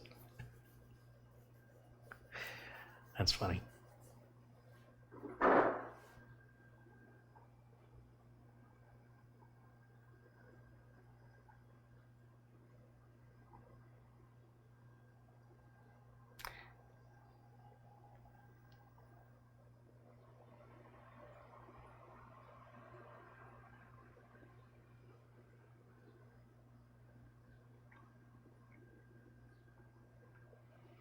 All right, I think we're going to wrap it up. Everything seems to have quieted down here in the chat. Yeah, so I'm going to do the cable management here on the X299. This was sent in by John Yasuda. John, I built a system for him. He had an X99 that died, which I warned people about. These X99 systems are not reliable. And when it died, he built another one, but he built an X299. And then that died. And I'm like, well, you're just a glutton for punishment. So we ended up putting him into was an i7 8700 or 9700K, I can't remember. And I anticipate it's going to run for him for years and years and years. And he said, look, you can have this. I don't want it. I don't have any use for it. I can't use it. If you want to fix it, fix it. And he had a liquid cooler on there I took out. He had a big 1200 watt power supply, big, bulky, heavy overkill thing. I took that out. He had 2 graphics cards. I took one out. He had a storage drive in here, which I've taken out. Really simplified the machine. So it will be as reliable as I can make it, but it's still X299. And I'm reluctant to like give it away or sell it because I know it's just going to break again. They all do. These X299 and X99 systems, they're really, really good at what they do until the boards go. There's always something going on with the voltage regulator modules on these boards, and I don't care who makes it, they all seem to suffer it. I don't know why. Now, I'm not saying every single one, but I'm saying a percentage-wise, statistically, I'm seeing too many fail, considering how few of these I see. When you only see 10 and 8 out of those 10 have failed, and they're not machines I built, they're machines other people have built, that's not a very good reliability rate, and it's not a machine I'm going to recommend. So for those people that think I'm anti-AMD and pro-Intel, I'm going to tell you the same thing. These X299 and X99 systems are for businesses. They're to meet a specific need, and they're good for about 2 to 3 years. After that, they should be replaced. And in business, that's what they would do anyway. That's normal course of business, normally. You know, for a machine that's designed to do this kind of work. It's not a better gaming machine. It's not better at doing anything at home. maybe video editing or photo editing, maybe if it's really intense type work you're doing, or you're in a home office and you're doing like rendering work in AutoCAD or MATLAB, something like that, MATLAB. But it's generally designed for business, and businesses do traditionally replace their machines about every 3 years, and therefore they're fine in that way that they're designed for that environment. For a home user, and I'm not going to say every home user that builds one is going to have a problem with them, I'm just saying percentage-wise, I see far too many of them that have bad motherboards, almost universally bad motherboards. And it may not have a bad motherboard today, but it will. It'll go bad. Not overclocking it, not doing anything, it'll just die. They all do it.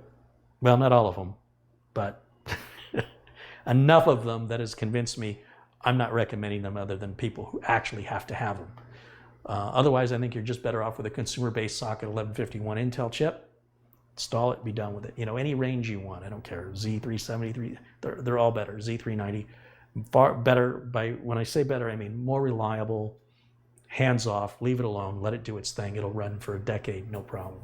Statistically, in my experience, I got to keep putting all these qualifiers, but statistically, this is how I stay in business. Got to have machines that are fast, reliable, and are easy on the maintenance, because otherwise it'll kill me on labor, you know, going back to keep tweaking things. And this machine runs well, don't get me wrong, but I wouldn't think, like if this machine is still running in 4 years, I'll be impressed. If it was used every single day for 4 years and it still ran, I'd be like, wow, I wasn't expecting that. Whereas on a socket 1151 Intel chip, it'll run 4 years, I'll be like, yeah, it's like a week old. It's nothing. It's nothing. 4 years is nothing. You shouldn't have any problems or issues on an Intel 1151 socket-based chip, regardless of the chipset, for, you know, I'd say easily 10 years, and certainly 8 years at a minimum. So you don't have to spend all this money. It's just like a Ferrari. It's not really known for their reliability. They're fast when they work. They're really fast. And of course, buy AMD if you want to spend less and you want more hands-on. If you're the kind of person that likes to tweak and toy with things, AMD's perfect for you. If you're the kind of person that wants to put the cover on it and leave it on it and don't mess with it, Intel's the way to go. And not X99 or X299. Stay away from those. Certainly stay away from Threadripper. Threadripper's got the same problems that the Intel has with regards to reliability. And on the Threadripper side, I think it's mostly a chipset issue. But regardless of that, those are my opinions coming from a perspective of running a business, not as a hobbyist or an enthusiast looking at benchmarks all day. My benchmark is staying in business. That's my benchmark. I have to stay in business. So I want to give a shout out to everybody who's contributed today. So that's, let's see, Gerald Gustin, Fritzer, CCTV user, Bill Ottinger, Donnie Seeger, Tony Wallow. Thanks again to Tony, so generous. Sharon Idle, Winston Eng Liu, Z Media, Mondio STV 100, Steve Caruso, Johnny Matney, Oscar R, Jesse Kirk, another very generous contributor, Donnie Seeger again, Mark Stevens, Michael Lee, Michael Dane, Navy retired, Lourdes Evans, Morton Nygaard, Colin Hunt, and Tony Waller, who kicked us off for the first contribution today. Thanks you guys so much for your generosity and helping keep the channel moving in a positive direction. I look forward to seeing you all again tomorrow. Yeah, I'll be back. I'll be back tomorrow. Until then, everybody, what do I have coming up tomorrow?